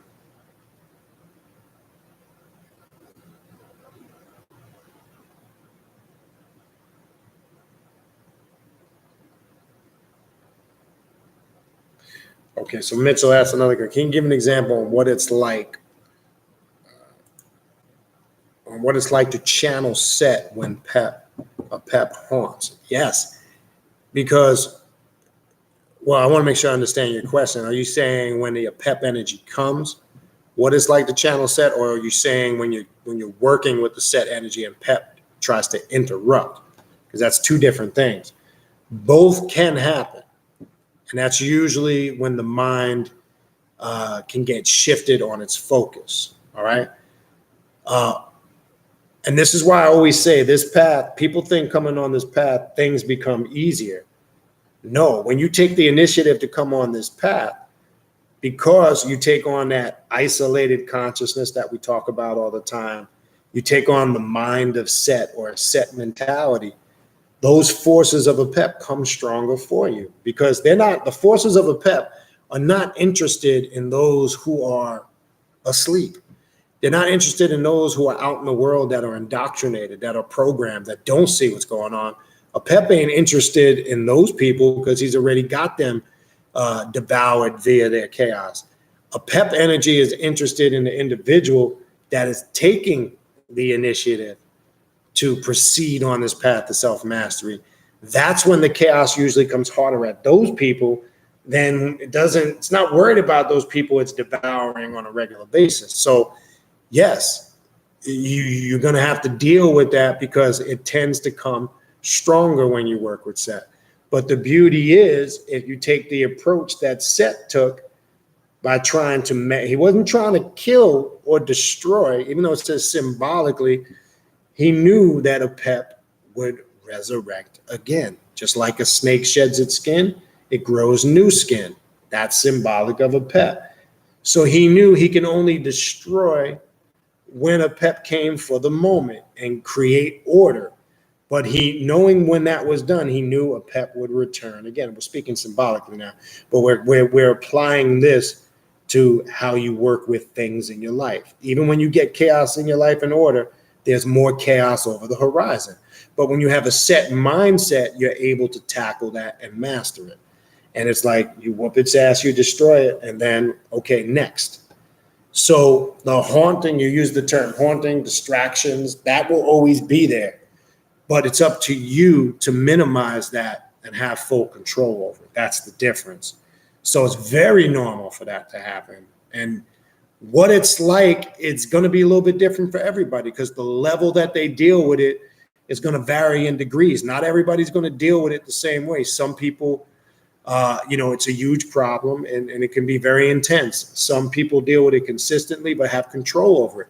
And some people struggle and it's hard for them to keep focus. So it takes them longer to master their craft.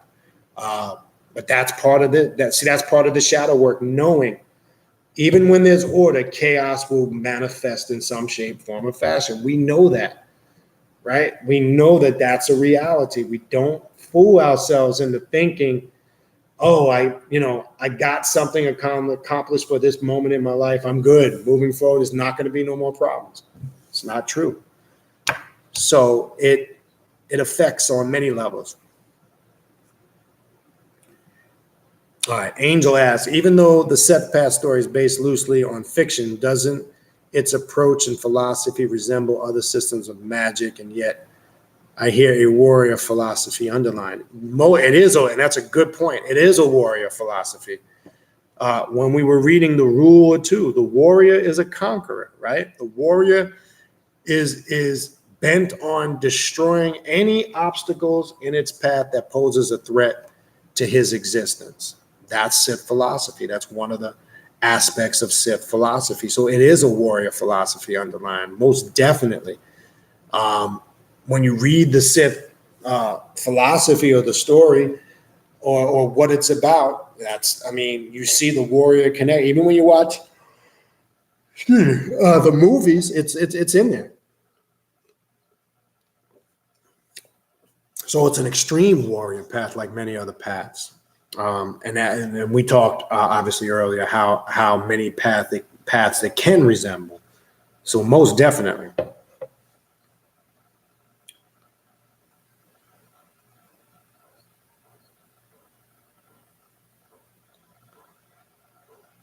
The chaos candle. Okay, hi. All right, what else we got here?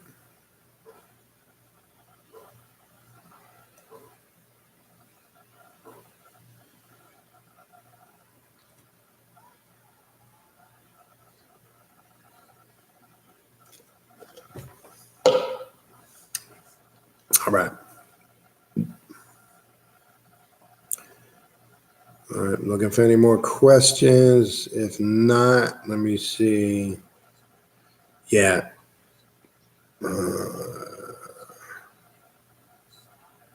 Yep, full moon this Friday the 13th. It's evil. Friday the 13th. All right, no problem, Mitchell. Try to do my best to explain that. Hopefully that helped. Yeah, you always are the one that master those forces, no doubt. And yeah, we have to know that. And that's why I say it's not contrary to belief. It is not easier when you come on this path. People think that. Because remember, I did a video, go watch the Azazel video I did a few months back. Remember, you take that path Azazel took, and as I told you, if you work with Azazel will come through and Azazel will speak and relay the certain messages you need to be successful on the dark side or working with the night side. That's important to understand because Azazel represented the sacrificial goat. He's referred to as the scapegoat, right? And the Hebrew traditions, right? And Christians, Muslims, and Jews use the form of Azazel, which they believe is an aspect of the devil, as a scapegoat for all their confusion. They don't ever take responsibility for their evils. It's caused by this mythological character, the devil. Well, Azazel knew he would be used as the scapegoat, just like we know we'll be used as a scapegoat. People will ridicule and persecute us, talk shit about us because this path that we follow is not mainstream. It's not accepted as the norm. So we know for speaking the truth, living the truth, and being honest about things, we're going to be ostracized with it. That's what Azazel represents. When I did that video a while back, I was showing you when the initiate first comes on the path, you take the role of Azazel. We all are an Azazel in the sense of what Azazel represents. And Azazel comes with the cold, hard truth intensely, and some people are not prepared for it. But again, always knowing in the form, like symbolically the story you read in your Bible and your Quran in the form of Iblis was cast out, right? Was cast out because he was not a conformist, did not want to agree what everybody else was doing, and was right not to bow down to something inferior. And that's why I say we bow down to nothing or no one on this path. We don't worship. And basically in the form of Iblis or Lucifer, and he basically said, fuck that. I'm not bowing down to something inferior to me. I'm superior to that shit. So we need to understand what those stories represent. And as I've always said, symbolically, what the Bible and Revelations, which is a little off base and confusing because that's a whole nother story for another time. But what Revelations 12 talks about, that fall was actually our ascent, because that fall represents the wakening up of the Azazel energy. Because remember, we're talking about different masks of the adversary. We're talking about the same energy, but manifested in a multitude of masks of the adversary. So when we put on these deific masks, and that's why I did that video last week, we now see through the eyes of those energies. We become those energies. We don't ask the who, what, and why anymore. We are a manifestation of the who, what, and why. And that's what Azazel represents. People get that twisted. So that story that they teach in religion as the fall was our awakening. And really, one must fall first before they can ascend. Okay? This is the whole point. And if you don't understand that, then you get a little bit lost. You get a little bit confused. Okay? All right, so what else we got? I'm not sure what question you were asking, Kiona. I know that you had a couple in there. Maybe you want to put it back in.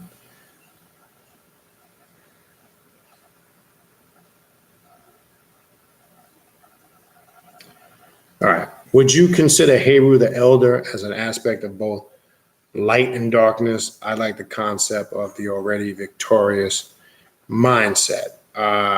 No, I wouldn't really consider what we know on the surface.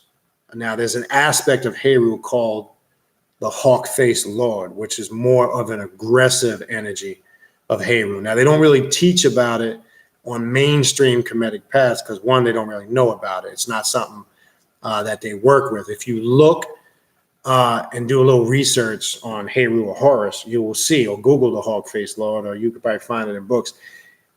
That would be the more aggressive side of his nature. But in essence, that can be applied to any of those energies, including ourselves. But I think what really embodies that in ancient Egypt, when you see that image of Set and Heru, the two heads and the one body, that's symbolic of harmony between both of those darker or lighter energies. Okay, so that's the whole reason why you see those symbols, and that's what this path is about. It doesn't matter what terms we give it, and that's why I went over in the book of Sith a few minutes ago, dark side and light side philosophy. Right? We need to understand the difference between the two. And the rule of two kind of explains that when we were going through the rule of two. And again, just so I can put the books up there, obviously this is a class. You should have this, the book of Sith. And the other book, when I was going through the dark and light side philosophy, if you came in late, it's Sith Academy, Dark Side Philosophy about the Dark Lords. Excuse me 1 second.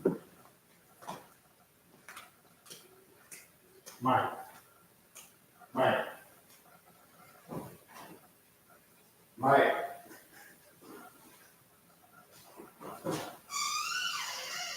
You see this? This is you. You see it, right? Yeah, we'll sweep it all up. I'm not sweeping it up. That was you for earlier, just so you know. And it's in the bathroom too. All right. So sorry about that. Those were the two books we were going through earlier. All right. What else we got? Emily, you must have came in late. You're about almost 2 hours late. We did go over a lot of that, and now we are finishing up with some comments. We're about to wrap it up. So you probably, when you get some time, go back and watch when it uploads. All right. All right. So what else we got? No, and it's not, Emily, just so you know, it's not about Star Wars. We're not talking about the movie aspect of it. We're talking about the philosophy and how it can be applied on the left-hand path or the black or black magic, or how it can be utilized. So we're not really talking about the whole fictional aspect of it and all the characters. That's not really what this is about. So I'm not sure what you thought it was. But again, watch the replay. All right. Mitchell says this path isn't easy at all, the most difficult shit, but by far the most beautiful and inspiring process ever. And yes, and it's not easy. You're right. It's work, and it's consistent work. So that's why I said you only get results on this path if you're consistent in your work. If you're not consistent in your work, again, as I said many times before, it's pointless. You might have a lot of information, you might have a lot of stuff you studied and you retained, but if it's not producing results in your everyday life, spiritually, mentally, emotionally, physically, and yes, financially, then whatever you're doing is not working. All right. Sancho Martinez says, I forget which Sith Lord it was, but I believe he used a suit of armor that caused pain and suffering for more strength. It makes sense. Yes. And I can't recall either. Actually, that's in the book of Sith, and I was just looking at it. But again, we need to use these mythologies and how we can transition that into our path. So let's use that. Let's talk about that for a quick second. Using a suit of armor that caused pain and suffering for more strength, right? Now, look at that. We can call that putting up your psychic self-defense. We can call that utilizing on this path what we call destructive or deconstructive and reconstructive magic. A magician or an adept should always be creating or enhancing their power so nothing can penetrate it. Did I miss something up here? Hold on, I think something. Okay, I did. Okay. I saw you. I'm going to get your question next, Blade of Astar. I saw that up there. But I'll get it. I see you typed in the same question twice. I see it at the bottom. We're going to get to that. Yes, that's an excellent question. And yes, we do work with that, but I'm going to get to that in a second. That's an excellent question. Okay, so I can never pronounce this name right. Is it Cicerus? Am I saying that right? I always fuck that name up. All right, Heru the Hawk-Faced Lord. That's interesting. I'm going to look into it. I know one of my totems is a hawk, so I got some motivation there. Yeah, the Hawk-Faced Lord is the aggressive. And what that represents, when you look at the Hawk-Faced Lord of Heru, just like Aset has a more intense sorcerer's side. Because again, in mainstream Kemetic philosophy, the very familiar aspects are always presented, and it's more lighter energies, which are needed to an extent. But we know Aset had a dark sorceress side. All we have to do is read the story of how she obtained the magic word from Ra, right? It's the same thing with Heru. Heru wasn't always, certain people that study Kemetic philosophy always, I love this one. Oh, Heru, that's where they got the Jesus story from. So it's not that I have a problem with that. Yeah, are there some similarities there? Yeah. But the thing that's disturbing, what it tells me subconsciously, that people still need that Jesus type of figure to lean on. There are some people that are basically, no matter how conscious they claim to be, they've basically transitioned. They might have left Christianity, Islam, or Judaism, but they've just used the Kemetic stuff to kind of water it down. And now, because they're masking it behind that, they think they're in some conscious, woke level of information, and they're not. It's still very religious by nature. So, yes, look into the Hawk-Faced Lord. The Hawk-Faced Lord, again, is the warrior or the aggressive aspect of Heru. And all of them have those paths. That's why I used for an example, last show, was either last show or last week, I can't remember, where I was talking about when you look for an example at the Orishi, they have multiple paths. Some are more lighter energy, some are dark, intense, warrior-like, because what you got to understand, when we talk about, as it talks about in Sith philosophy, the Force, everything is embodied in the Force or the darkness, right? When we primordial chaos, everything is embodied in there. Everything is drawn from there. That's where the power of the Force comes from, or what they call in Sith philosophy, as we were reading earlier, the dark side. So we know this. This is how we utilize these principles. All right. All right, so Blade of Ashtarth. This is a really good question. What do you think about the concept of rebirth in the primordial womb of the dragon in bands like Tiamat or Leviathan? What do you think it means for the individual on the left-hand path? A very powerful concept that I use consistently or regularly because, one, we understand that Leviathan is the principle of continuity and existence, right? And we know Tiamat was birthed out of Leviathan or the primordial chaotic energy. And Tiamat, now I'm using the mythology and what that means. And then Tiamat gave birth to those 11 demons or her 11 children, as it says. And we're using how we could take this and apply it to our path. Now, it's not that Tiamat was killed or destroyed by Marduk when you read the story. It means in order for her primordial chaos to be embedded in everything, she had to be slain, not killed, right? So we know in everything is embedded chaos. Now, in my opinion, when you work with the dragon current, which is one of the paths that I frequently do, some say the draconian current, awakening the dragon within, that is dealing with one. We were talking a little bit about that. Actually, the last class in the last session, online session, was about that. It's working really with the serpent or the kundalini or the dragon energy, awakening the serpent or the dragon within, which really is done, one, through the clepothic realm via we're activating the eye of Lucifer. There's a connection there with Tiamat, Leviathan. All of that stuff is connected because when you work with the dragon current, you invoke the aspects of the dragon in his ancient names. Or ancient names, and Lucifer being one, Tiamat being in one, Leviathan. Why? Because they were all connected to that energy or that current. In essence, the dragon, the serpent, all of those are symbolic of the dragon, one within and all, and what the dragon energy represents. It's the real awakening. It's activating the fire within, right? Which we can correlate to the black flame. And another mask of the adversary that ties into the dragon current is Set, especially Set Typhoon, because he represents the god of chaos and storms and destruction. But we know as adepts on this path, what does that mean to us if we're working with the dragon current or the dragon energy? It means destruction, storms, because storms bring a multitude of change. It destroys something in order to bring something anew. We understand in order for something to be created, something has to be destroyed.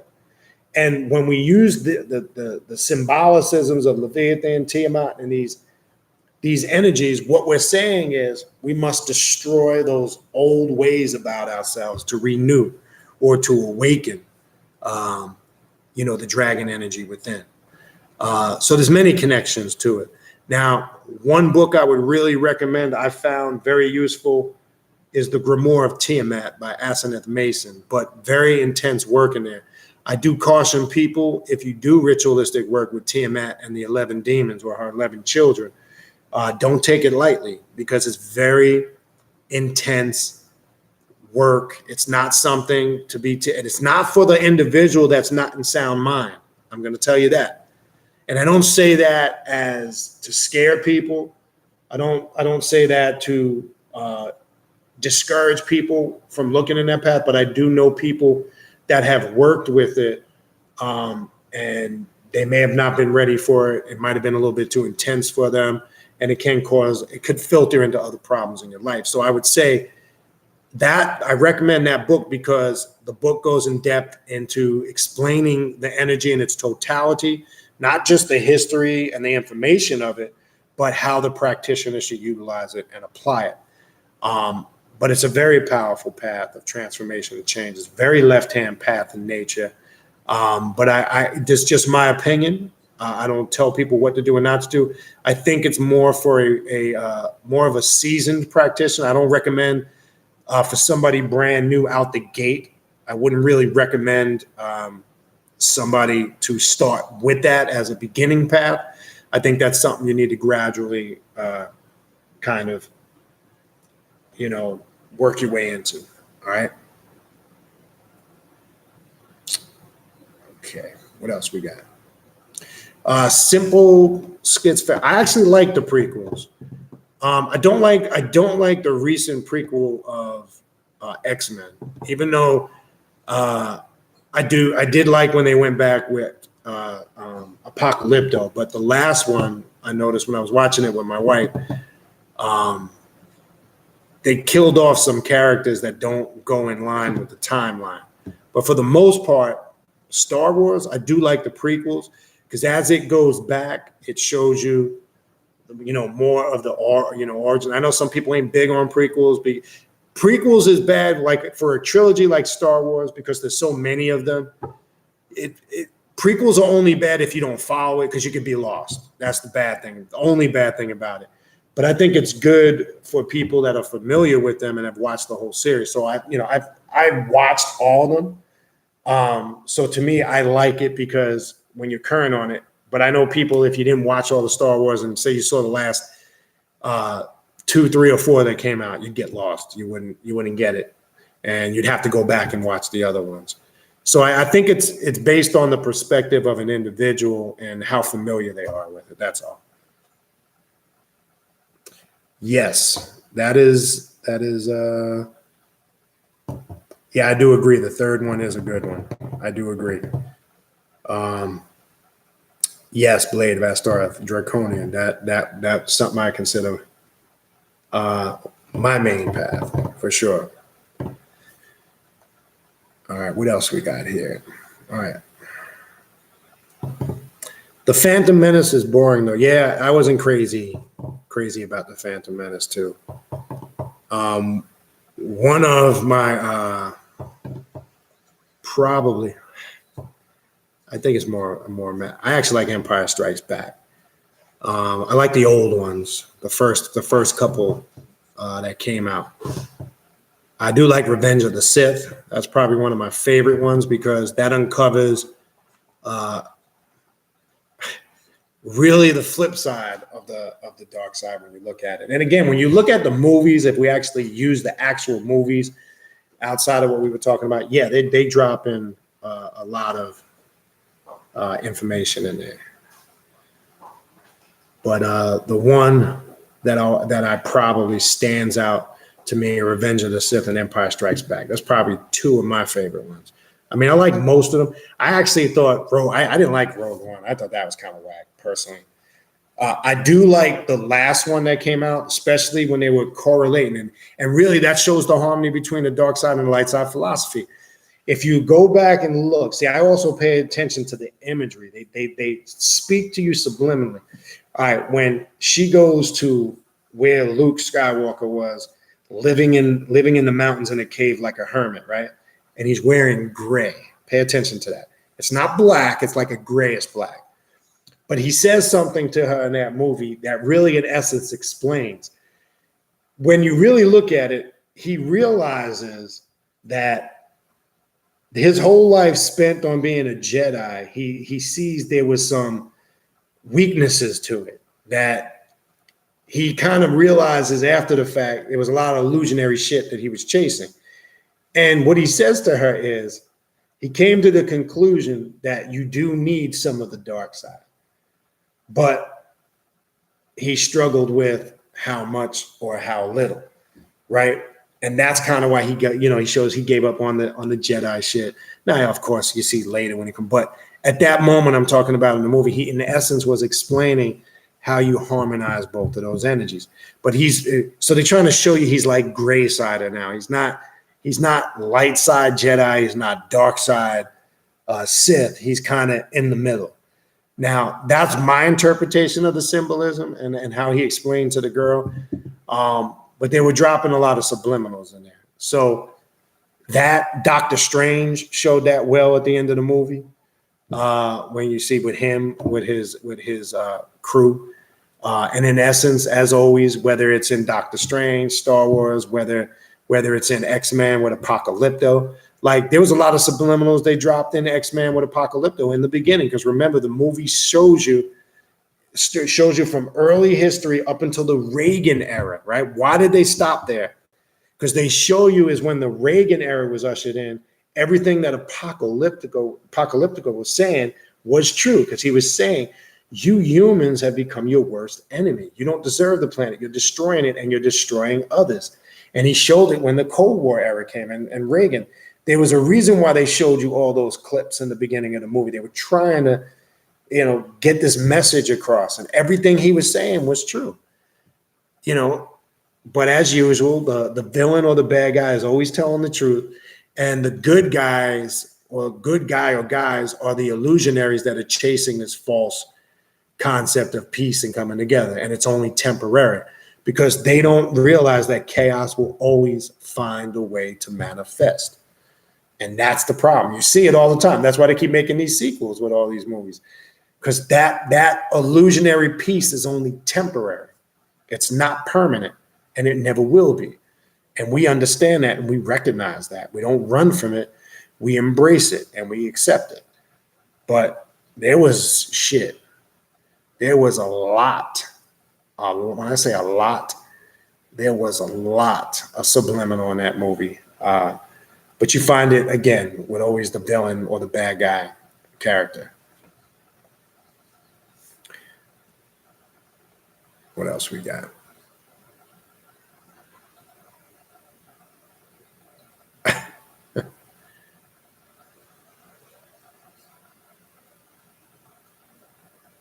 What else we got?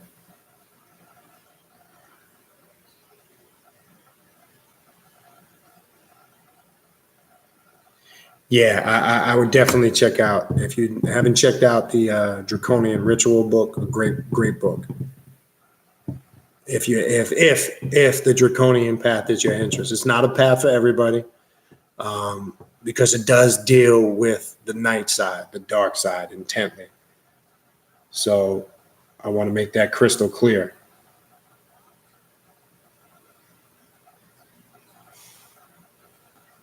So if you haven't checked it out, check it out. Yeah, we went over the rule of two earlier.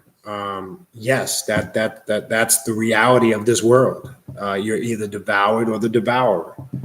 Okay, and you can't let everybody know or be exposed to your power. Okay, that's we went over that earlier. So again, you might want to catch the replay.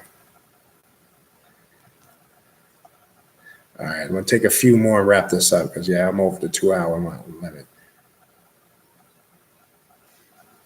No, you don't have to, Blair. You do not have to see the Star Wars movies to work.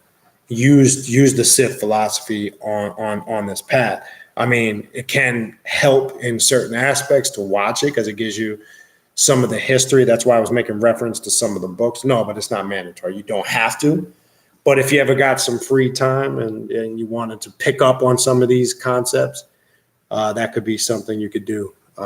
Entertain and educate yourself at the same time.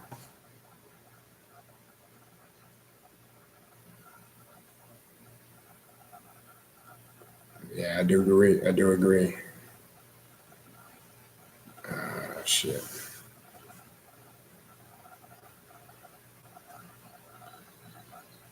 What else we have? Okay, here we go.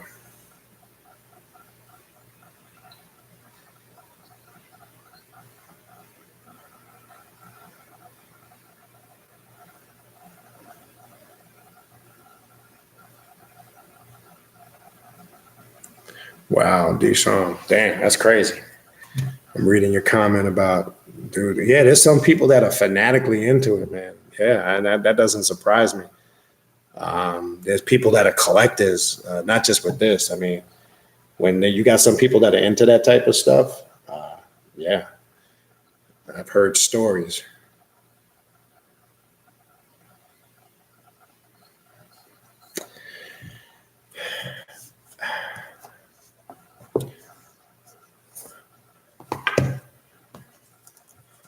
Hold on 1 second.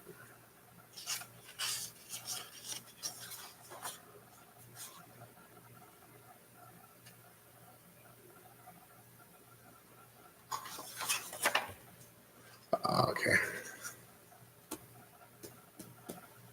I actually like Palpatine because, like I said, in the Revenge of the Sith, I think what he did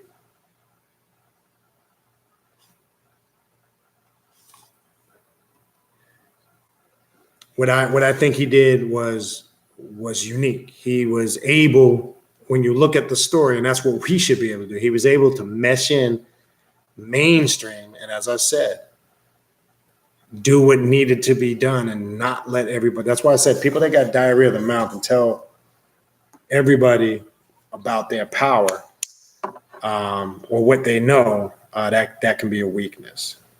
Okay, so Palpatine, Darth Sidious, but I'll tell you who I got on my altar is one of my favorites, and I think I'm gonna go grab him.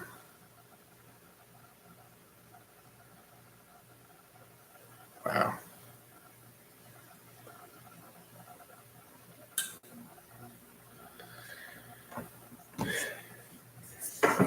This is who.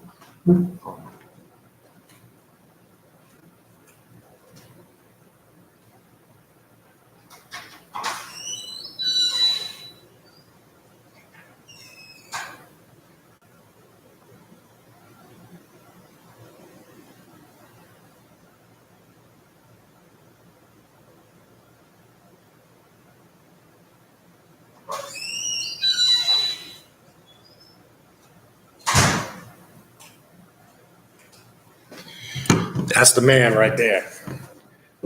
That's the one I work with, that I'll utilize frequently for the frequency.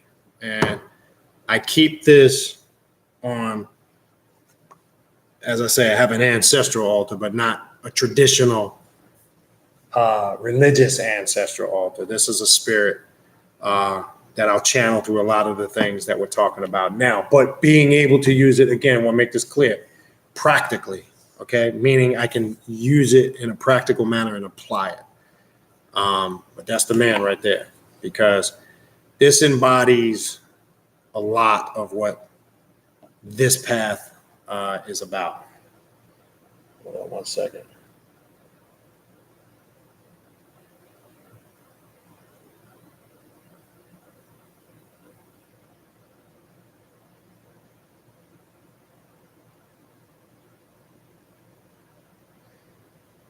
Second. Somebody sent me a text. Hold on one second.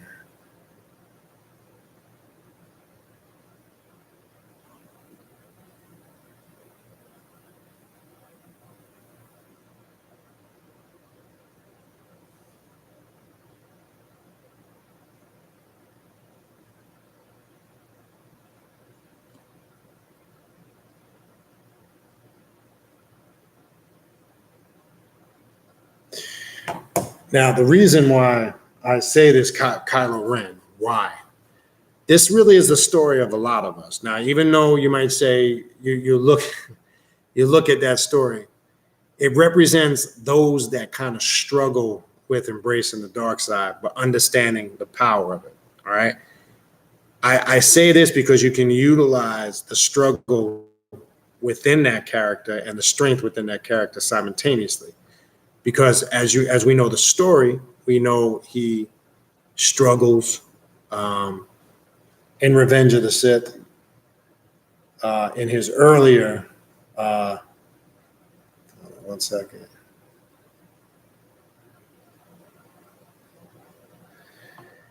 Because we know because of his father was, we see that with a couple of the characters. The father was technically a light sider. He was technically more attracted to the dark side. So he struggles. You see the struggle with that. So I'm saying we take that and we symbolically look at how that's a lot of people that come on this path or on this path. But we also look at it as a reminder to create that harmonious energy between both.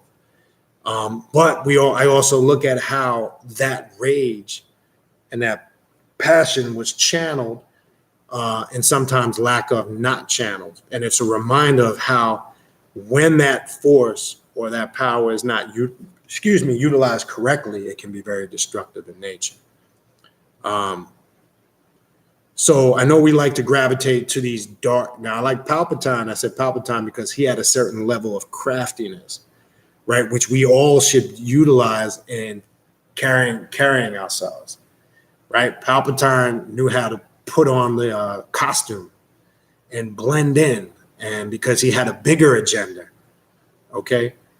So I look at what the characters represent and how we can apply that in our mentality, our way of thinking, and our approach on our path. If we're not able to do that, or master, that's why I said, remember the video I did months back on the Sith, be will over behaviors. Sometimes the wrong behaviors control us, and it actually creates a weakness about ourselves. Okay. So this is important for us to understand, but that, because of what that symbol represents, I'm able to draw from this particular character, because that's real world. What that represents is real world, and the struggles and the strengths that we go through simultaneously, and how, if you're looking at creating a harmonious energy between that, that's what that represents. To me, that's how I work with it. I mean, others can have their own, own opinion. All right, what else we got? Yeah, well, that's why I got the Vader on now, because I look at Vader as Lucifer, right? Vader would be, yes, when we look at Lucifer, Samael, Satan, Iblis, the father of it all, symbolically. Yes. I mean, that's really what drew my interest. I was always fascinated with the Darth Vader character, even as a kid, and didn't know what drew me to it. I thought there was something wrong with me, because you're not supposed to like the bad guy. But you understood Darth. Darth was like, I'm just taking shit. I ain't waiting around for nothing or nobody, and nobody's telling me what to do. That's in essence the mentality we have to have on this path. But I remember the first two, obviously. Return of the Jedi was all right. I don't know if that's not really one of my. I know people think that's like one of the all-time classics. If you say obviously the first one, but to me, Empire Strikes Back was my favorite, just because of the storyline, and and then as they go back. But again, it just depends on your preference.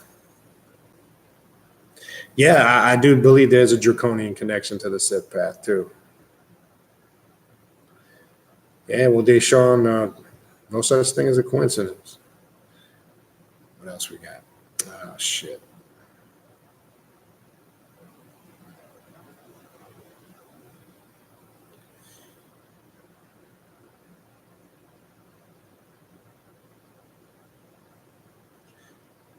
Okay, where we go.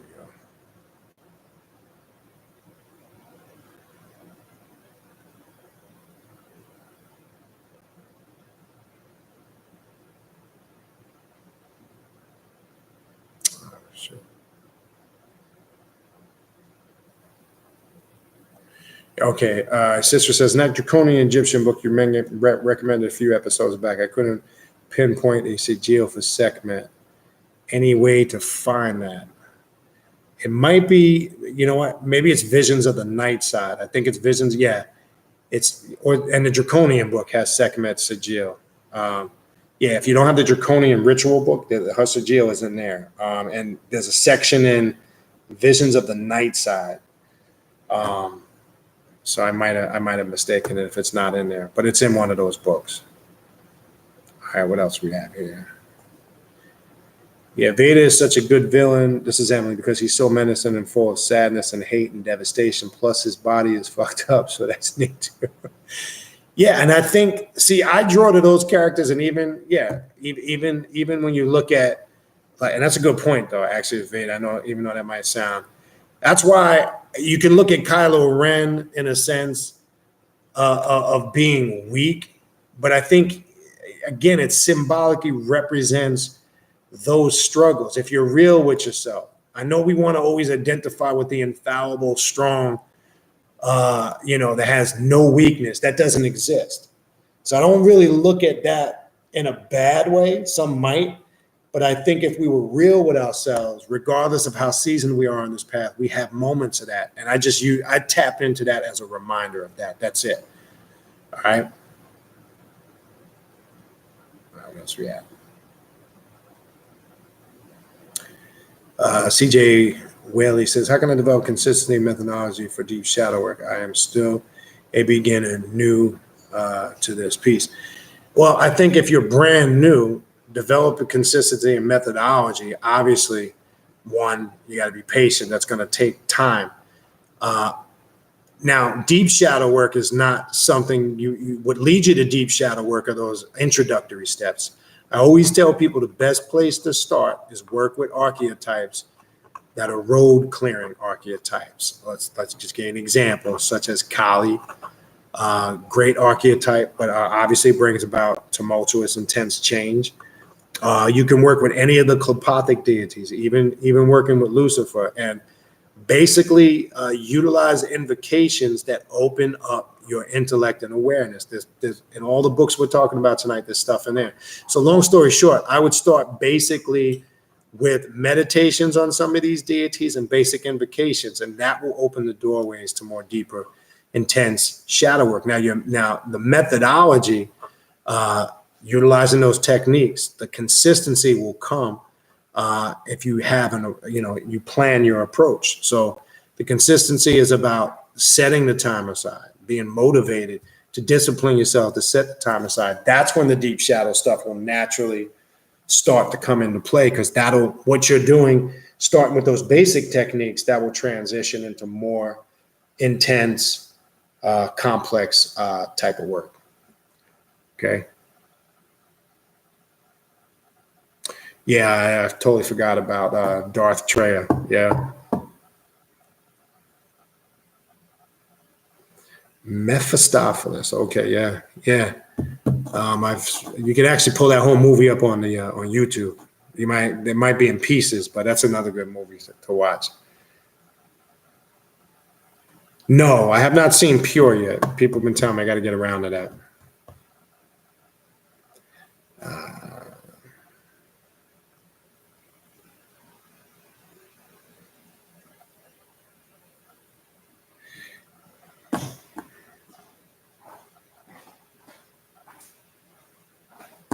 Yeah, and that's true. And again, it's a good point by Simple.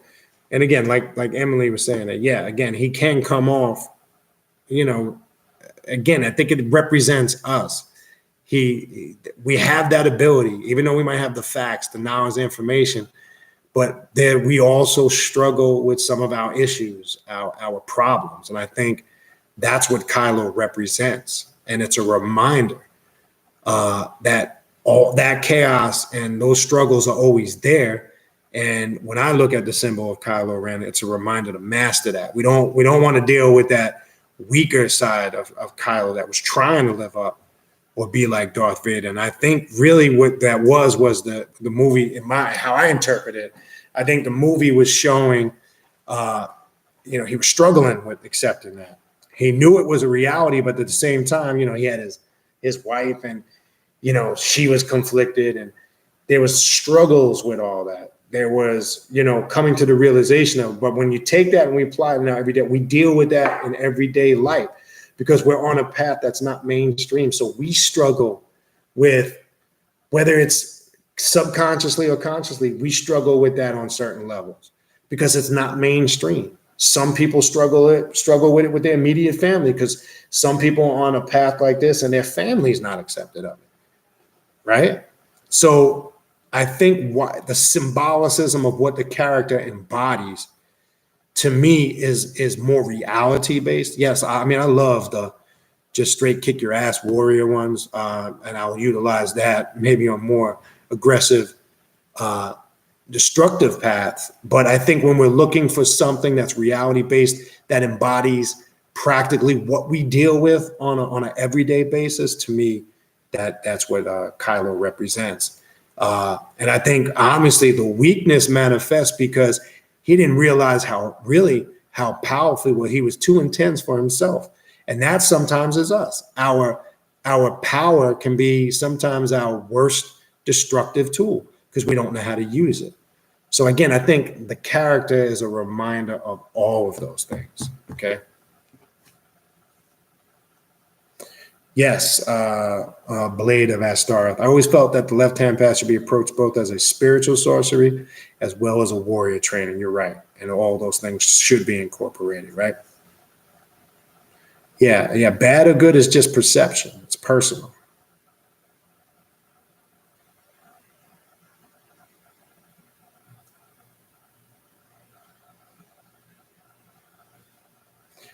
Yeah, and that's a good point by Simple Skits fan page. I get Kylo as a Sith, and they're all about letting the rage take over. But yes, that rage and anger can destroy you if it's not channeled. And I talk about that all the time.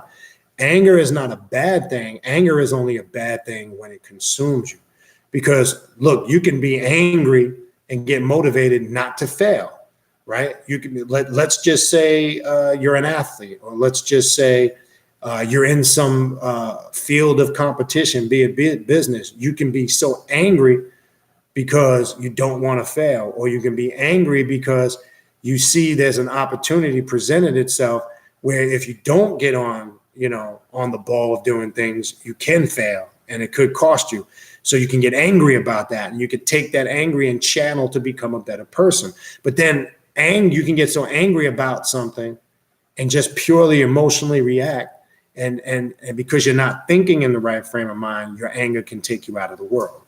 So that, again, to me, all of that is embedded in Kylo Ren. Because yes, it also shows you at points he could not control his anger. He made stupid decisions in his anger. And I believe, if I'm not mistaken, to the young Kylo Ren, that's when Palpatine says to him, you don't have what's in you to be a Sith because you can't embrace your power. I think we all struggle with that on this path, or did to an extent. Now, you shouldn't be on this path and fighting it all the time, but there are moments in your life that will give you reminders of that, right? And again, it's a reminder you can't model yourself after anybody. And I think he struggled with that too.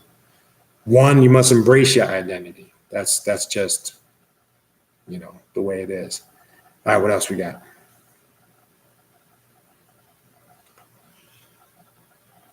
Oh, shit, what else we got?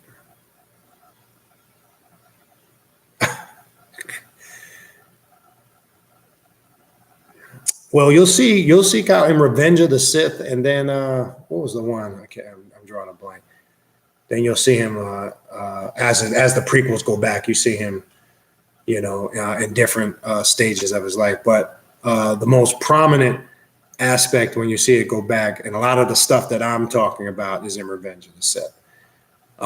So I would check that out. Remember, he was the son of Solo, so he had that side of his nature that he was struggling with too.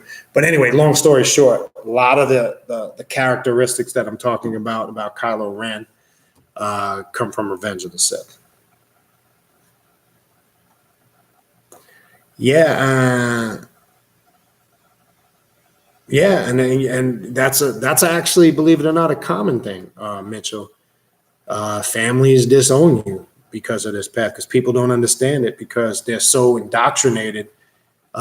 They think that if whatever, and it's tough. If you, I don't know if you come from a family that was religious or you came up in a traditional family, it makes it even tougher.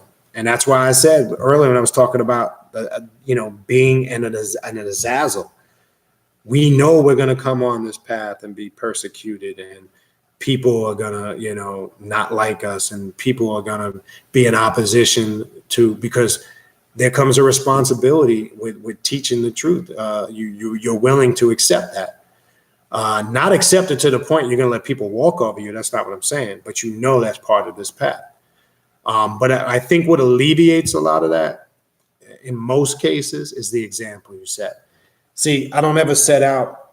Now, I would never force this on my family, and I'm not saying you did, but I don't suggest anybody do. I've seen that create problems for people. They try to convert their family. You can't. But I think whether they like it or not, if the example you set, the way you live your life, if you're a good, productive person, if you got kids and a family, you take care of your family, they can't be, excuse me, there can't be an opposition to that. So I think the only thing that alleviates that, and sorry to hear that your mother doesn't deal with you because of that, which is foolish. But at least it's your path, and what you're doing is what you're supposed to be doing. So unfortunately, that happens a lot, and that's why I was talking about that earlier.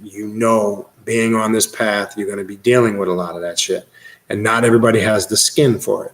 Some people cave in and they fail, and then they go back to doing what they were doing because it's this not for everybody, you know. So it's not an easy thing.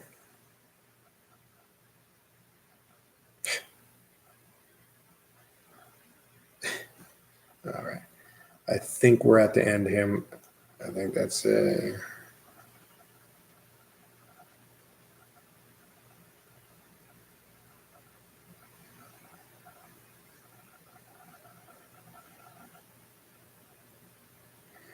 All right, what else?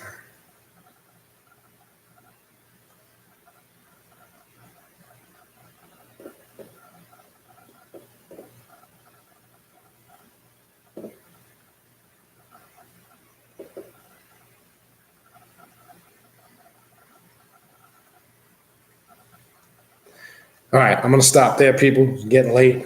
I think I got to most of the questions. All right, I'm going to have Kylo Ren say goodnight.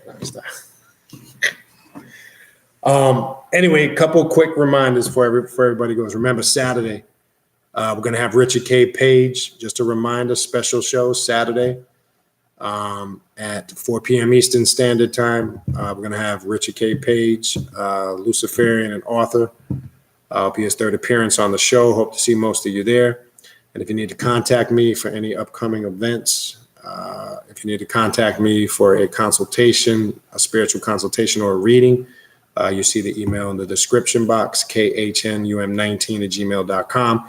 Don't forget to subscribe to the channel and also hit the notification bell when you subscribe so you get notifications of any videos or lives that post. And also don't forget to hit the like button because that expands the channel out to more listeners and more people can get familiar with the page.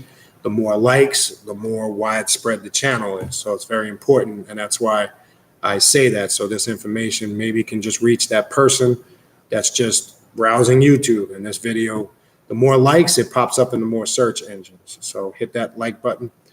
And anyway, we'll be back on Thursday. I have no idea what we're going to do. I'll figure something out tomorrow. And we will see everybody Thursday night. All right. Peace.